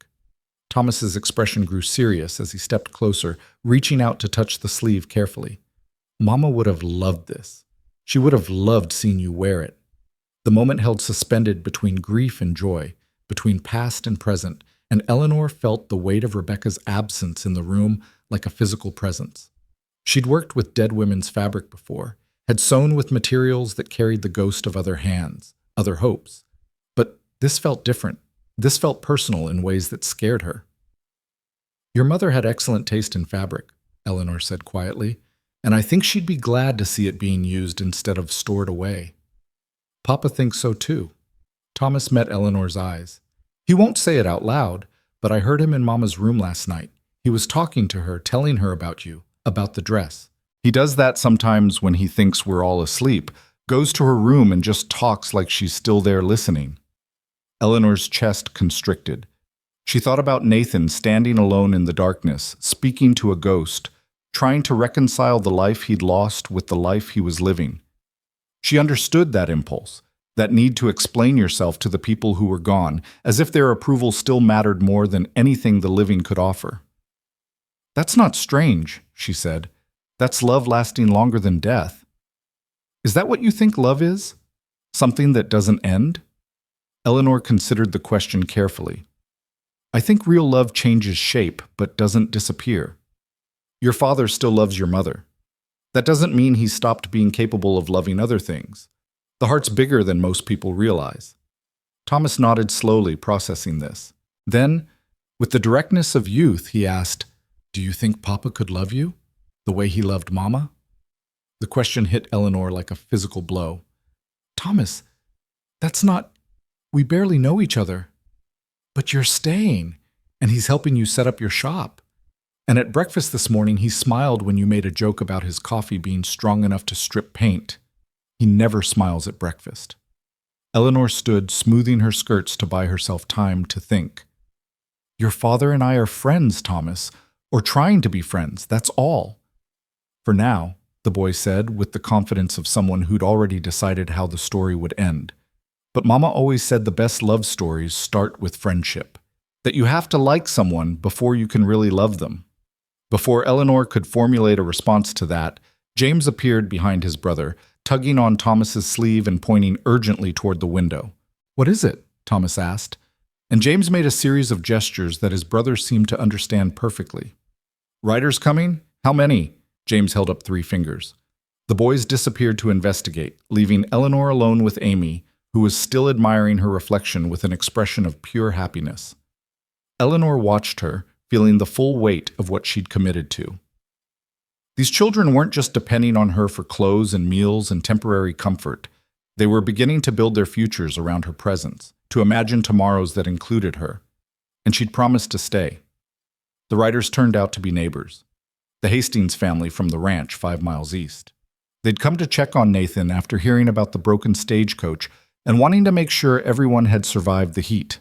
Eleanor found herself introduced as the seamstress who's opening a shop in Thornfield, and she watched Nathan's face as he spoke, looking for judgment or resentment or any sign that he regretted her decision to stay.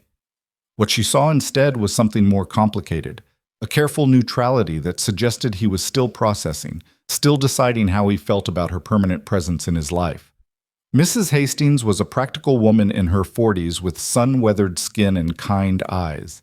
She took one look at Amy in her new dress and immediately cornered Eleanor on the porch. "You made that?" "Yes, ma'am." "From Rebecca's fabric." It wasn't a question.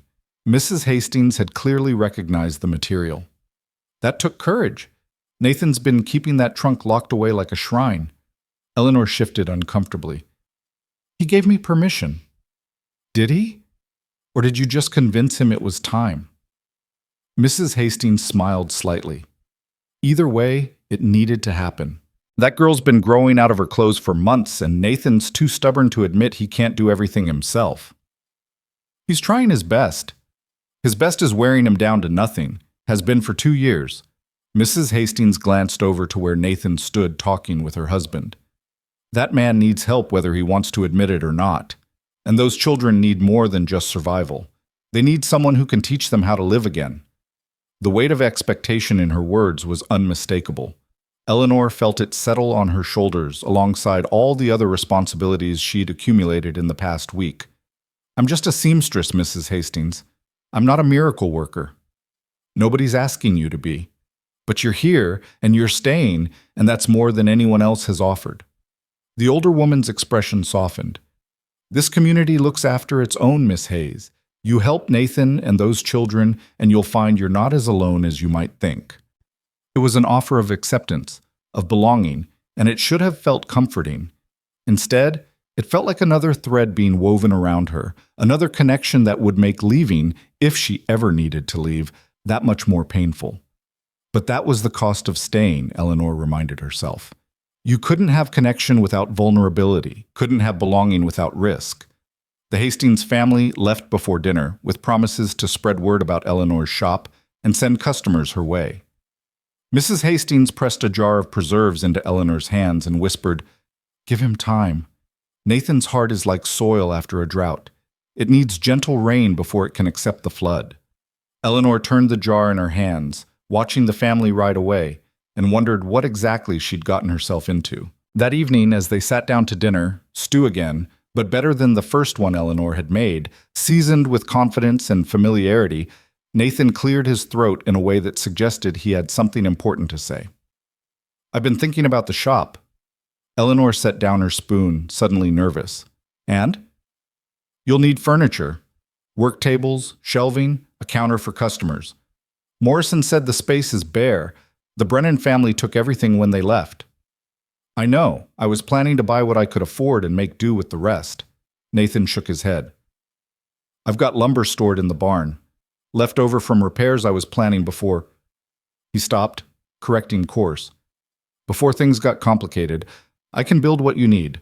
Basic stuff. Nothing fancy, but functional." Eleanor stared at him, caught off guard by the offer. "Nathan, you don't have to do that. You guaranteed 3 months of my credit. The least I can do is build you some furniture."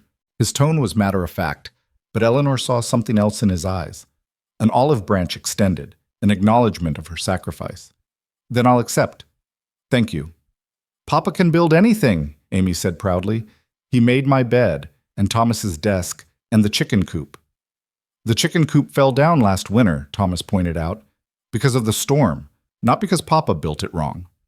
Amy's defense of her father was fierce. "And he built it again better than before." Nathan's lips twitched with something that might have been a smile. "It's still standing, isn't it?" "It is," Eleanor agreed, "which suggests your furniture will survive whatever I throw at it." They fell into easier conversation, and Eleanor realized this was the first meal they'd shared where the tension in Nathan's shoulders had truly eased, where he'd stopped watching her like she might bolt at any moment. The decision had changed something between them, not fixed everything, not solved all the underlying complications, but created a foundation they could build on. After dinner, Nathan found Eleanor on the porch, watching the sun set in shades of amber and rose. He stood beside her, not speaking for a long moment, just sharing the silence as the day faded into evening. I need you to understand something, he said finally. I'm not good at this. At trusting. At letting people in. At believing things might work out. Rebecca's death taught me that plans are just fantasies we tell ourselves to feel less afraid of chaos. Eleanor turned to face him, seeing the vulnerability in his expression, the fear beneath the words. I know. Do you? Because I'm about to let you become essential to my children's lives, and if you leave, when you leave, it's going to destroy them. If, when, Eleanor repeated the words, you're already planning for me to fail. I'm preparing for reality. People leave, plans fall apart. Hope is just another name for eventual disappointment. Eleanor felt anger spark in her chest. Is that what you want to teach your children? That hope is futile? That caring about people is just setting yourself up for loss? I want to teach them to survive. Nathan's voice was hard. Because survival is the only thing you can count on. No. Eleanor stepped closer, close enough to see the silver in his dark eyes, close enough to feel the heat radiating from his skin in the cooling evening air. Survival is the bare minimum. It's not enough, Nathan. Not for you and not for your children. They need more than just staying alive. They need reasons to want to stay alive. They need joy and hope and the belief that tomorrow might be better than today. And you're going to give them that? The question was a challenge edged with something that might have been desperation. You, who've spent 10 years running from every connection you've ever made, you're going to teach my children about hope? Maybe. Eleanor held his gaze. Or maybe they're going to teach me. Maybe we're all going to teach each other. But we'll never know if you keep waiting for me to prove I'm going to fail. Nathan's jaw clenched. I'm trying to protect them. You're trying to protect yourself. There's a difference. The words hung between them, sharp and uncomfortable.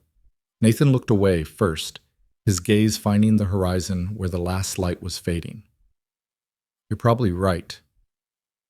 I know I am. And you're still planning to stay?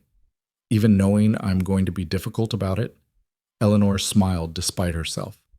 I've dealt with difficult before. At least you're honest about it. Nathan huffed something that might have been a laugh. Fair enough? He was quiet for another moment, then added, almost too softly to hear, Rebecca would have liked you. You're stubborn enough to match her. The comparison should have felt awkward, but instead it felt like an offering. Nathan's way of acknowledging that caring about Eleanor didn't diminish what he'd felt for his wife, that the heart really was bigger than most people realized. I wish I could have known her, Eleanor said honestly. She would have adopted you immediately. She was always taking in strays. Animals, people, lost causes.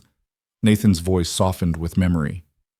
She used to say the world was hard enough without people making it harder by refusing to help each other. She sounds like she was wise. She was, and patient, and far too good for a stubborn bastard like me. Nathan finally looked at Eleanor again. I don't know how to do this. How to move forward while still honoring what I had. How to be open to new things without feeling like I'm betraying her memory. Eleanor understood the confession for what it was. Not just about Rebecca, but about her. About the possibility growing between them despite all their best defenses. You honor her by living, Nathan. By letting your children see that loss doesn't have to be the end of everything good. Is that what you're doing? Learning to live instead of just survive? I'm trying to. Eleanor surprised herself with the admission. It's harder than I expected. Most worthwhile things are. They stood together as darkness settled over the ranch, and Eleanor felt something shift between them. Not romance, not yet, but possibility acknowledged, hope carefully nurtured. It was enough. For now, it was enough. The next morning, Eleanor and Nathan rode into Thornfield together. The children left in the care of Mrs. Hastings, who'd insisted on helping while they were away. The town was smaller than Eleanor had expected. One main street with perhaps 24 buildings, a population that probably numbered less than 300. It had the worn, practical look of a place built for function rather than beauty. But there was life in it, people going about their business, children playing in the dusty street, the sound of a blacksmith's hammer ringing against metal. The shop stood at the corner of Main and 2nd, a small wooden structure with large windows and a door that stuck when Nathan pushed it open. Inside, the space was dim and dusty, empty except for a broken chair in one corner and faded curtains that had seen better days. But it had good light from the windows, high ceilings that would keep it cooler in summer, and enough square footage for work tables and customer space. Eleanor stood in the center of the empty room and tried to envision it transformed. Fabric bolts lining the walls, a proper cutting table in the back, chairs for customers during fittings, maybe even a small display area for finished pieces. It would take work, time, and money she couldn't really afford to spend. But it was possible. She could make this work. "What do you think?" Nathan asked from the doorway. "I think it's perfect." Eleanor turned in a slow circle, her mind already calculating measurements and possibilities. "The windows are excellent. I'll have plenty of natural light for detail work. And the location is good, visible from the main street. It needs a lot of work." "Everything needs work. That's what makes success meaningful." Eleanor moved to the windows, testing the latches. "I'll need curtains for privacy during fittings, and the floor could use a good scrubbing, but the bones are solid." Nathan pushed off from the doorframe and moved into the space, his footsteps echoing in the emptiness. "I'll take measurements today, start building furniture tomorrow. Should have the basics ready within the week." "You don't have to rush. The sooner you open, the sooner you start earning money. And the sooner you start earning money, the sooner you can stop worrying about whether you made the right choice." Nathan met her eyes. "Unless you're having second thoughts." "No second thoughts, just first-time nerves." Eleanor smiled. "I've never tried to build something permanent before. I've always been the temporary help, the person passing through. This is different." "Different how?" "This matters more. If I fail, it's not just me who suffers. It's your children, your credit, maybe even your ranch if things go badly enough." Eleanor's voice dropped. "That's a lot of pressure." Nathan crossed to where she stood, close enough that she had to tilt her head back to maintain eye contact. "You want to know what I think?" "I'm not sure I do." "I think you're stronger than you give yourself credit for. I think you've survived 10 years of uncertainty and loneliness through nothing but skill and stubbornness. And I think if anyone can make this work, it's you." His expression softened almost imperceptibly. "But more than that, I think you want it to work. Not just for practical reasons, but because you're tired of running. And want is a powerful thing." Eleanor felt her breath catch, felt the weight of his words settling over her like a physical touch. "You're right. I do want it. I want it so much it terrifies me." "Good. Fear means it matters." Nathan stepped back, breaking the intensity of the moment. "Now let's get those measurements before Mrs. Hastings decides she's keeping my children permanently." They spent the next hour measuring the space, making lists of materials needed, planning the layout. Eleanor found herself grateful for Nathan's practical knowledge.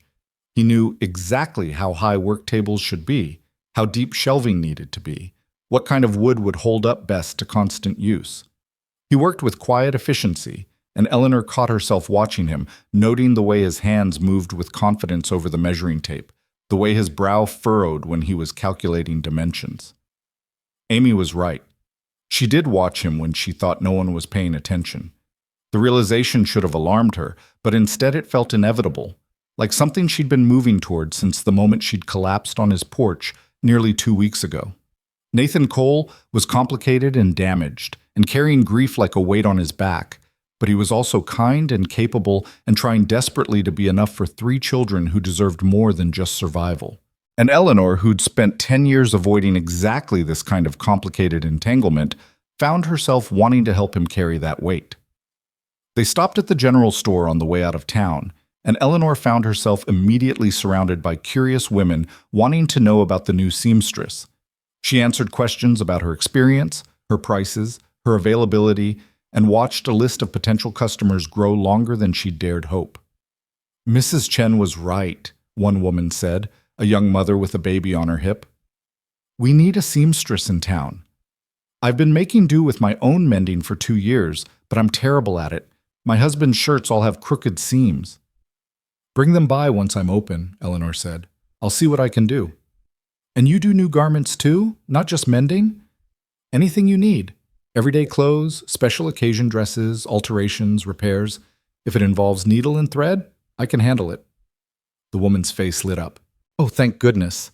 My sister's getting married in October and I need a decent dress. Nothing fancy, but something that doesn't make me look like I'm wearing a flour sack. By the time Eleanor extracted herself from the conversation, she had a mental list of at least a dozen potential jobs waiting for her. Nathan watched from near the door, his expression amused. You're going to be busy, he observed as they left the store. Good. Busy means income. Income means I can pay rent and eat occasionally. Eleanor felt a smile tugging at her lips despite her anxiety. This might actually work. Told you. Nathan helped her up onto the wagon seat, his hand steady on her elbow. You just needed to believe it. The ride back to the ranch was quieter, both of them lost in their own thoughts. But it was a comfortable silence, the kind that came from growing familiarity, and Eleanor found herself relaxing into it. As they approached the house, they could see the children on the porch with Mrs. Hastings, and Eleanor felt something warm unfurl in her chest. This was starting to feel like coming home instead of just arriving at a temporary stop. The fear was still there, the doubt and uncertainty, but underneath it all was something else, something that felt dangerously close to hope. Mrs. Hastings left with more promises to send customers Eleanor's way, and the children swarmed around them, demanding details about the shop, and when Eleanor would open and could they help, and would there be a grand opening with cake. That night, after the children were in bed, Eleanor found Nathan in the barn, sorting through lumber for her furniture. She stood in the doorway, watching him work, gathering courage for what she needed to say. Nathan? He looked up, surprise flickering across his face. Everything all right? Yes, I wanted to thank you for today, for helping with the shop, for introducing me around town, for everything. Eleanor stepped into the barn, her hands twisting together nervously. You didn't have to do any of it. I know. Nathan set aside the board he'd been examining, but I wanted to. Why? The question hung in the air between them, weighted with all the things they hadn't said. Nathan was quiet for a long moment, his gaze searching her face as if trying to find the right words. Because, he said finally, you took a chance on us. The least I can do is return the favor. It wasn't everything Eleanor wanted to hear, but it was something. It was a beginning. She crossed to where he stood, and acting on impulse, rose on her toes to press a quick kiss to his cheek. Thank you anyway. She was gone before he could respond, hurrying back to the house with her heart pounding and her face burning. But as she climbed the stairs to her room, she heard Nathan's voice from the barn, soft enough that she almost missed it. You're welcome, Eleanor. And in those 3 words, she heard possibility, hope, and the first tentative acknowledgement that maybe, just maybe, they were building something neither of them had expected, but both of them desperately needed. The kiss, brief and impulsive as it had been, changed the air between them. Eleanor felt it the next morning when Nathan caught her eye over breakfast and quickly looked away, a flush creeping up his neck. She felt it in the careful way he avoided touching her when he passed her the coffee pot, in the sudden awkwardness that hadn't existed the day before. She'd meant the kiss as gratitude, as friendship, but somewhere in the night it had transformed into something more complicated, and now neither of them knew quite how to navigate the new territory they'd stumbled into. Amy noticed immediately, her knowing smile appearing over her oatmeal. Did something happen with you and Papa? Eat your breakfast, Eleanor said too quickly. Something definitely happened. Thomas grinned. Papa's been staring at his coffee for 5 minutes without drinking it. I'm thinking, Nathan protested, finally taking a sip and immediately grimacing as if he'd forgotten how strong he made it. James, who'd been chattering away about a bird's nest he'd found, went silent and looked between Eleanor and his father with the sharp perception of a child who'd learned to read unspoken things. Then, with perfect innocence, he asked, Are you going to marry Miss Eleanor, Papa? Nathan choked on his coffee. Eleanor dropped her spoon. The 2 older children erupted in giggles. James, Nathan managed when he could breathe again, we're not. He looked helplessly at Eleanor. Your father and I are friends, Eleanor said, trying for firm and landing somewhere near desperate. Just friends. Mama always said that's how it starts, Amy offered helpfully, with friendship. Your mother said a lot of things, Nathan muttered, shooting his daughter a look that was half exasperation, half affection. And perhaps we could talk about something other than my personal life at breakfast? But the damage was done. The question had been asked, the possibility voiced, and now it sat at the table with them like an uninvited guest who refused to leave. Eleanor focused intently on her oatmeal, while Nathan found sudden fascination with the grain pattern in the wooden table, and the children exchanged glances that suggested they knew exactly what they'd done. After breakfast, Nathan escaped to the barn to work on Eleanor's furniture with what looked like relief, and Eleanor threw herself into finishing Thomas's new shirts with more concentration than the simple task required. But her hands remembered the warmth of Nathan's cheek beneath her lips, and her mind kept circling back to James's innocent question. Marriage. The word felt foreign, impossible. She'd spent 10 years avoiding exactly that kind of permanent entanglement, had run from it at 17 and never looked back. Marriage meant roots, meant staying, meant trusting someone else with your future and hoping they didn't break it. But as she stitched Thomas's collar, Eleanor found herself wondering what it would be like. Not marriage in the abstract, but marriage to Nathan specifically. Waking up in this house not as a guest, but as someone who belonged. Watching the children grow, helping Nathan carry the weight of the ranch. Building a life instead of just passing through one. The thought terrified her. It also made her heart beat faster in a way that had nothing to do with fear. You're thinking about it too. Eleanor's head snapped up to find Amy standing in the doorway, her expression far too knowing for a 10-year-old. I'm thinking about your brother's shirt, Eleanor said firmly. No, you're not.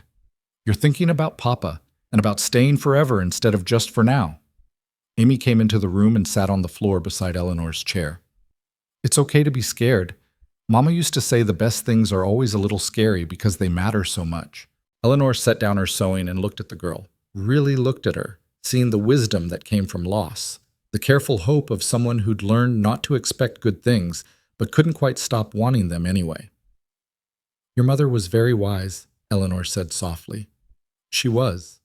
And she would have wanted Papa to be happy again. She would have wanted all of us to be happy. Amy's voice dropped to a whisper. Are you happy here, Miss Eleanor? With us? The question was so earnest, so vulnerable, that Eleanor felt her throat tighten dangerously. Yes, sweetheart. I'm happy here. Then why do you still look like you're planning to run away? Eleanor had no answer for that, no defense against a child's clear-eyed observation.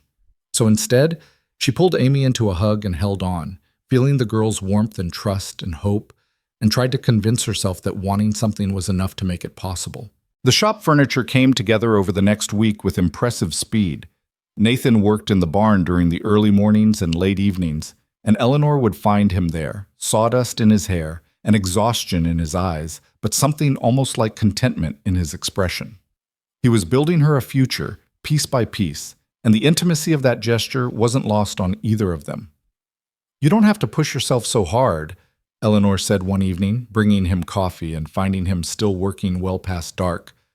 I can open with minimal furniture and add more later. Nathan straightened from the work table he was sanding, rolling his shoulders to ease the tension. I want it done right. You deserve that. I deserve a lot of things. Most of them I've never gotten. Eleanor handed him the coffee and leaned against a support beam, watching him work. But this, what you're doing, this is more than I expected, more than I know how to accept. Then just say thank you and stop arguing with me. Nathan took a long drink of coffee, then set the cup aside and returned to his sanding. You're terrible at accepting help, you know that? I've had a lot of practice at not needing it. That's not the same as not wanting it. Nathan's hands stilled on the wood, and he looked at her with an intensity that made Eleanor's breath catch. There's no shame in wanting help, Eleanor, in wanting connection, in wanting to stay. The words hung between them, layered with meaning. Eleanor pushed off from the beam and moved closer, drawn by something she couldn't name and didn't want to resist. Is that what you want? She asked quietly. For me to stay? Nathan set down his sandpaper with deliberate care, his jaw working as he struggled with something. Finally he spoke, his voice rough. I don't know how to want that without being terrified it'll end badly. Rebecca died in my arms, Eleanor. One day she was fine, and the next she was burning with fever, and then she was gone. Just gone. And I spent 2 years telling myself that caring that much, needing someone that much, was the worst mistake I could make because loss like that nearly destroyed me. Eleanor felt tears burn in her eyes, but didn't let them fall. I know what it's like to be afraid of needing people. I've built my whole life around not needing anyone. Then we're a pair of cowards, aren't we? Nathan's laugh was harsh. Both of us too scared to reach for what we want because we might lose it. Or maybe we're just careful. Maybe we've learned that protecting yourself is smarter than taking risks. Is it? Nathan moved closer, and Eleanor's heart hammered against her ribs. Because from where I'm standing, protecting myself has meant 2 years of barely living, of surviving but not thriving, of teaching my children that loss is inevitable, so why bother hoping for better? Nathan, you asked what I want. I want... He stopped, dragging a hand through his hair in frustration. I want to stop being afraid. I want to believe that maybe the summer that brought you here wasn't just random chance.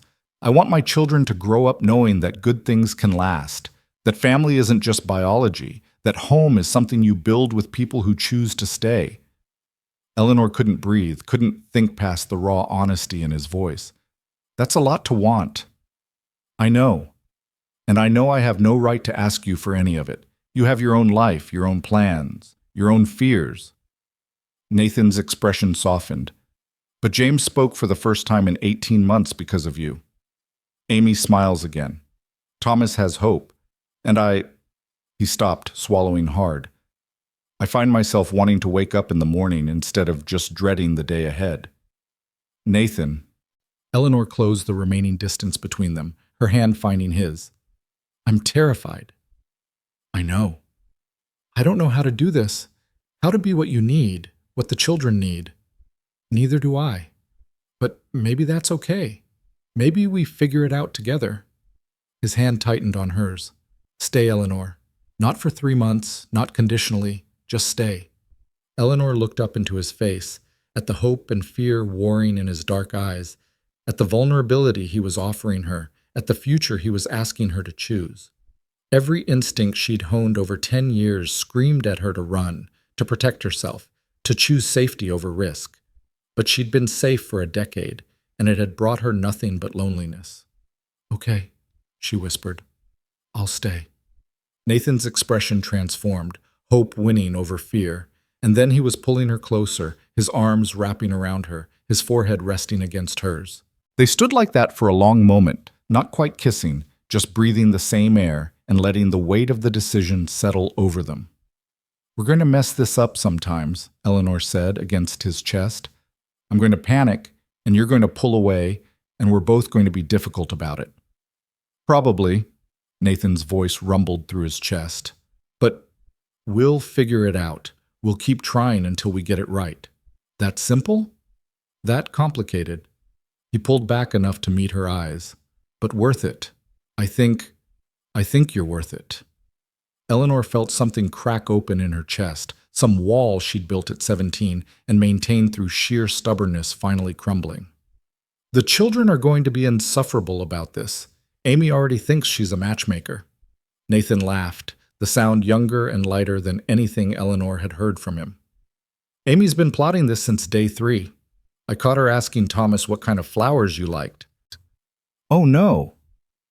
Oh yes. We're going to be subjected to extremely unsubtle attempts at romance from 3 children who think they invented the concept. Nathan's smile faded slightly, his expression growing serious. But Eleanor, I need you to understand something. I loved Rebecca. She was my wife, my partner, the mother of my children. And I'm not looking for someone to replace her or pretend she never existed. I know, and I wouldn't want to. Eleanor cupped his face gently. Your past with Rebecca is part of who you are. The children's memories of her matter. She'll always be their mother, always be important. I'm not trying to erase her. I'm just hoping there's room for me too. There is. Nathan turned his head to press a kiss to her palm. There's so much room, Eleanor, more than I realized until you were here filling it. They stood together in the dusty barn, surrounded by half-finished furniture and the smell of sawdust and possibility. and Eleanor felt something settle in her chest that she'd been missing for 10 years without knowing it. Peace, belonging, home. The shop opened on a scorching Saturday in late July, and half the town turned out to see it. Eleanor stood in the doorway, wearing her best dress and trying not to let her nervousness show, as people filed in to examine Nathan's furniture, admire the bolts of fabric she'd bought with the last of her savings, and peppered her with questions about prices and availability.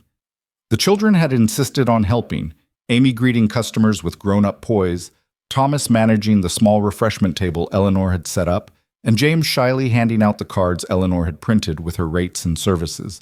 Nathan stood near the back, arms crossed, watching everything with an expression that might have been pride. "You've done well," Mrs. Hastings said, appearing at Eleanor's elbow. "This is exactly what the town needed." "I hope so. I've bet everything on it working." Eleanor watched a group of women examining her samples of buttonhole stitching. "No pressure at all." Mrs. Hastings smiled. "You'll do fine. And even if you have slow weeks, well, you've got support. That's what community means." By the time the afternoon faded into evening, Eleanor had booked enough work to keep her busy for the next month. Mending, alterations, 3 new dresses, a christening gown, and a special order for a wedding dress in October. It was more than she'd dared hope for, and as she locked the shop door and turned to find Nathan and the children waiting for her, she felt something that might have been triumph. "Successful first day?" Nathan asked. "Very. I'm officially employed." Eleanor took his offered arm, and they began the walk back to the wagon. "Which means I can actually pay you back for guaranteeing my credit." "I'm not worried about it." "Well, I am. I don't like owing people."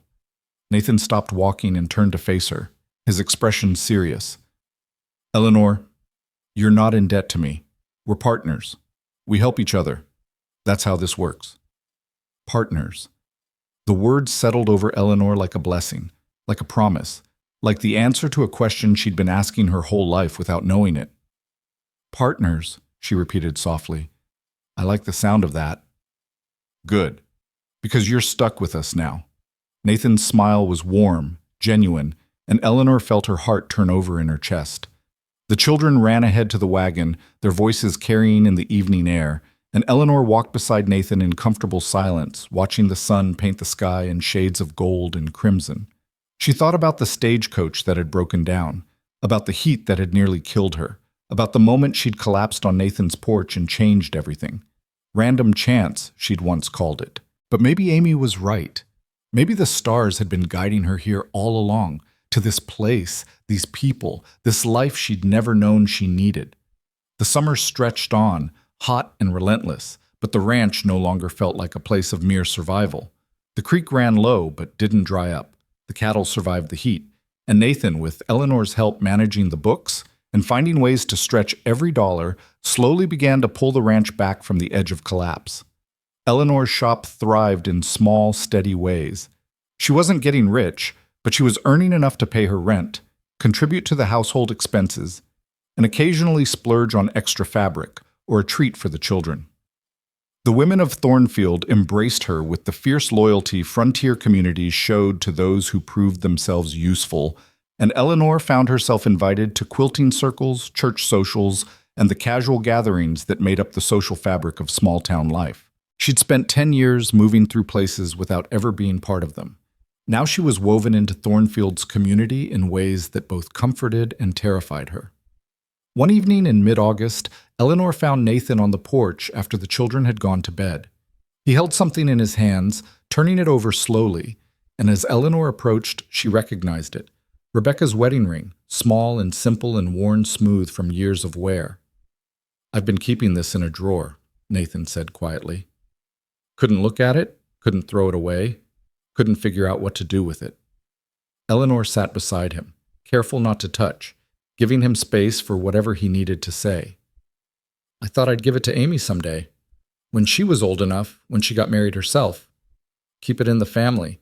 Nathan's voice was rough. "But today, looking at it, I realized I've been treating it like a shrine. Like keeping it perfect and untouched somehow honors Rebecca more than actually living the life she would have wanted for us." What did she want? For us to be happy. For the children to grow up whole and healthy and capable of love. Nathan finally looked at Eleanor. She made me promise when she was dying, made me swear I wouldn't shut down, wouldn't let grief turn me into someone the children couldn't reach. And I broke that promise. For 2 years, I broke it every single day. Eleanor's throat tightened. You were surviving. That's not failure. It's not success either.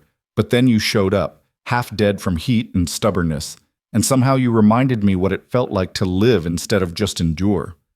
Nathan held up the ring, letting it catch the moonlight. I don't want to marry you with Rebecca's ring. That wouldn't be right. But I want you to know that loving you doesn't mean I've stopped loving her. The heart's big enough for both. Eleanor's breath caught. Nathan, I'm not proposing, not yet. You've only been here 2 months, and that's too soon, and we both have too much baggage to rush this. Nathan's smile was crooked, uncertain. But I'm telling you that I could, that I want to, that when you're ready, if you're ready, I'll ask properly, with a ring that's yours, not borrowed from the past. Eleanor felt tears slip down her cheeks, unexpected and unstoppable. I ran away from a wedding once. Did I ever tell you that? You mentioned it. I was 17 and terrified and absolutely certain that marriage meant losing myself, becoming someone else's property, giving up every dream I'd ever had. Eleanor wiped at her tears impatiently. And for 10 years, I've been running from that fear. From connection, from commitment, from the risk of needing someone so much that losing them could break you.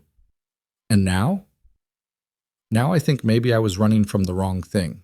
Maybe what I should have been afraid of was spending my whole life alone because I was too scared to try. Eleanor met his eyes. I can't promise I won't panic sometimes. Can't promise I won't have days where I want to run. But Nathan, I want to try. With you, with the children, with this life we're building together. Nathan set the ring aside and pulled her close, and this time when he kissed her, it wasn't tentative or questioning. It was promise and hope and the future they were both brave enough to reach for. They sat together on the porch while the stars wheeled overhead and the prairie wind carried the scent of summer grass and possibility. And Eleanor thought about the girl she'd been at 17, desperate and afraid, and absolutely certain that freedom meant never needing anyone. That girl would have kept running, would have found reasons to leave, ways to protect herself from the risk of loss. But Eleanor had grown older, and maybe, finally, wiser. She'd learned that freedom without connection was just another kind of prison, that safety without risk was another name for loneliness. She'd learned that home wasn't a place you were born into, but something you built with people who chose you back. September came with cooler nights and the first hints of autumn in the air. Eleanor's 3-month deadline arrived and passed without ceremony because neither she nor Nathan needed to acknowledge it anymore. She was staying. It was simply understood. James's vocabulary grew by the day, making up for lost time with the enthusiasm of someone who'd discovered words were magic. He chattered constantly about birds and clouds and the way dust motes danced in sunlight, and every word felt like a small miracle. Amy's dress was followed by more clothes for all 3 children, and then by Eleanor teaching Amy more advanced techniques, passing on skills the way they were meant to be passed, from one generation to the next, with patience and care. Thomas started helping Nathan with more complex ranch work, his confidence growing as his father stopped treating him like a child who needed constant protection and started training him as a partner in the work. And Nathan laughed more, worried less, and slowly began to look like a man who believed in tomorrows again. The wedding dress Eleanor had been commissioned to make came together in her shop during the first weeks of October. Each stitch a meditation on love and commitment and the courage it took to stand in front of witnesses and promise forever. She worked on it in the evenings after the children were in bed, and Nathan would often sit with her, reading or working on accounts, their comfortable silence speaking of partnership and trust. "You're good at this," he said one night, watching her work the delicate lace trim. "Not just the sewing, but the caring that goes into it. You put love into every piece." Eleanor's hands stilled. "My teacher in New York used to say that clothes were just fabric until someone stitched intention into them, that every garment should be made like it matters." And does it matter? It does now. Eleanor met his eyes. Because I'm not just making clothes for strangers anymore. I'm making them for community, for people I know and care about. That changes everything." Nathan smiled, that soft expression he wore increasingly often now, the one that made him look younger and more hopeful. "You've changed everything, Eleanor, for all of us." The wedding Eleanor had made the dress for took place on a Sunday in mid-October, the whole town turning out for the celebration. Eleanor stood with Nathan and the children, watching the young couple exchange vows, and felt Amy's hand slip into hers. "Papa's going to ask you to marry him soon," the girl whispered. "I heard him talking to Reverend Matthews about it." Eleanor's heart skipped. "Amy, I just wanted you to know so you're not surprised. And also so you know that we want you to say yes, all of us. We want you to be part of our family for real." Amy squeezed her hand. "You already are, really. But we want it to be official." Eleanor looked down at the girl, at her serious face and hopeful eyes, and then at Thomas standing proud beside his father, at James bouncing on his toes with barely contained energy, at Nathan watching the wedding with an expression that suggested he was thinking about his own future. Her future. Their future. "I'll think about it," Eleanor whispered to Amy. "When and if your father asks." "You'll say yes, though, right?" Eleanor thought about the 17-year-old girl who'd run from a wedding and 10 years of running afterward. She thought about the woman she'd become, still scared, still cautious, but finally brave enough to admit that love was worth the risk. "Yes," she said softly. "I'll say yes." Amy's grin could have lit the whole prairie. The proposal came on a cool November evening, the first snow of the season dusting the ground in a thin white blanket. Nathan asked Eleanor to walk with him after dinner, and they ended up at the creek, nearly dry now with winter approaching, but still marking the boundary where cottonwoods grew in testament to water that flowed beneath the surface. "This is where I used to come with Rebecca," Nathan said, "when things got hard.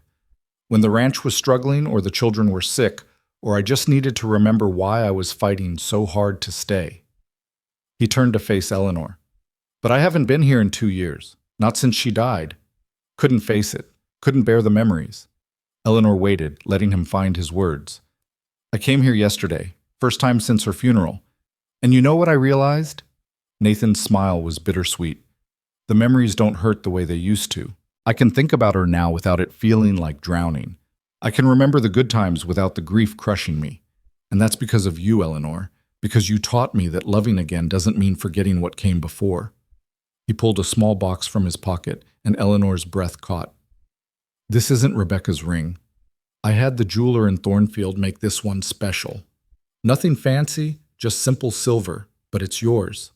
Only yours." Nathan opened the box, revealing a plain silver band with a single small stone. "Marry me, Eleanor. Build this life with me. Teach my children to hope. Teach me to love again. And let us teach you that staying can be braver than running." Eleanor looked at the ring, simple and honest and new, carrying no ghosts, offering only possibility. She looked at Nathan, weathered and complicated, and offering her everything he had. She thought about the children waiting back at the house, probably pressed against the windows, trying to see what was happening. She thought about her shop in Thornfield, about the community she'd accidentally joined, about the life she'd built stitch by careful stitch. And she thought about the heat that had nearly killed her, about the broken stagecoach and the impossible walk, and the moment she'd collapsed on a stranger's porch and whispered, "Please."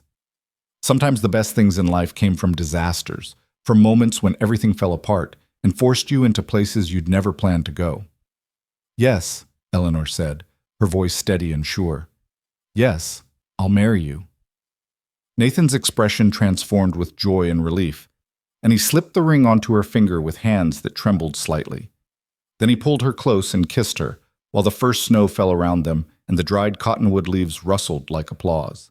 They married in December, a small ceremony with just family and close friends, in Nathan's living room because Eleanor insisted she didn't need a church wedding, and Nathan agreed that home was the right place to promise forever. Amy and Thomas stood as witnesses, solemn and proud, while James bounced with barely contained excitement until it was time to throw the handful of dried flower petals Eleanor had allowed. Eleanor wore a dress she'd made herself, simple cream cotton with careful stitching and buttons carved from wood Nathan had shaped in the evenings. Not fancy, not elaborate, but made with love and intention, every seam a promise. Reverend Matthews pronounced them married, and the children cheered, and Mrs. Hastings wiped away tears while her husband complained about dust in his eyes. They ate cake and drank cider and laughed, and Eleanor felt the last of her fear dissolve in the warmth of family and friends and belonging. That night, after the guests had left and the children were finally asleep, Eleanor stood at the window of what was now truly her room, hers and Nathan's, looking out at the snow-covered prairie. Nathan came up behind her, wrapping his arms around her waist, resting his chin on her shoulder. "No regrets?" he murmured. "Not even one." Eleanor leaned back against his chest, feeling his warmth, his solidity, his presence. "Though I reserve the right to panic occasionally." "Fair enough. I'll probably panic too." Nathan pressed a kiss to her temple. "We'll panic together and figure it out as we go." "That's your plan? Just figure it out?" "That's everyone's plan. They just don't admit it." He turned her in his arms to face him. "Thank you, Eleanor, for staying, for taking a chance on us, for being brave enough to stop running."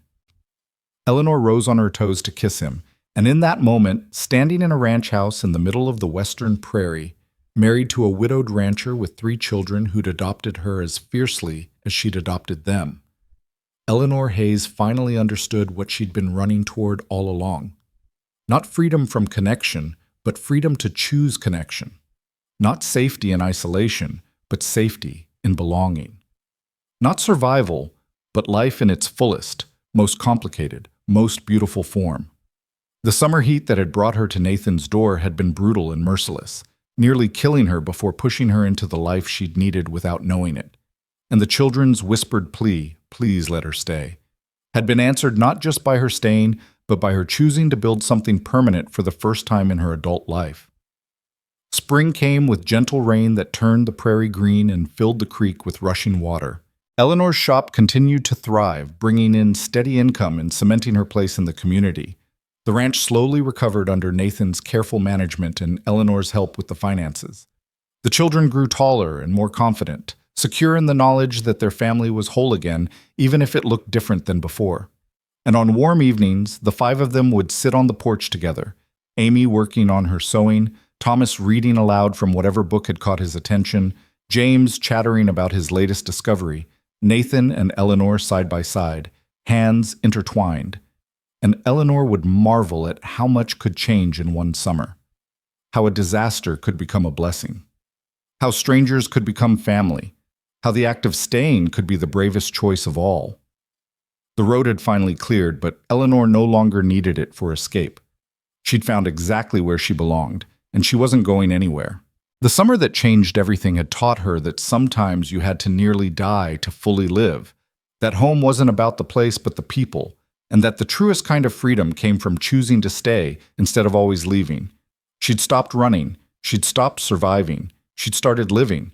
And every day, in small and large ways, Eleanor Hayes, now Eleanor Cole, reminded herself that the best decision she'd ever made was collapsing on a stranger's porch on the hottest day of summer and whispering a single word that had changed everything. Please, please let her stay. And they had. They'd let her stay, and she'd let herself be kept, and together they'd built something more beautiful than any of them could have created alone. The end of the story was really just the beginning of mornings and evenings and ordinary days strung together into a life worth living, of arguments and laughter and the messy, beautiful reality of family, of a seamstress who'd finally stopped moving and a widower who'd finally started living and 3 children who'd learned that love could grow even in the harshest season. The summer had been brutal, but what it had brought, what it had forged in heat and desperation and hope, would last long after the seasons changed, long after the memories of that scorching June day faded into the comfortable past. Eleanor had come to Nathan's door dying. She'd stayed and learned how to live. And in the end, that was the truest kind of miracle. Not the dramatic rescue, but the slow, patient work of building something lasting from broken pieces and second chances and the courage to try again. The carved wooden bird James had given her sat on the windowsill, weathered and smooth and precious, a reminder of the day everything changed. And beside it now sat other small treasures, a rock Amy had painted, a drawing Thomas had made, a dried flower from the wedding, small ordinary objects that together told the story of a family built from choice and love and stubborn determination. Eleanor touched the wooden bird gently, remembering the boy who'd given it to her with the words, "So you remember us when you leave." She'd never left. She'd never needed to. Because sometimes the road that breaks beneath your feet is really the universe's way of stopping you from running past the very thing you've been searching for your whole life. And sometimes a whispered plea from 3 children who've learned not to hope becomes the answer to a question you didn't know you were asking. Please let her stay. She stayed, and in staying, she finally came home.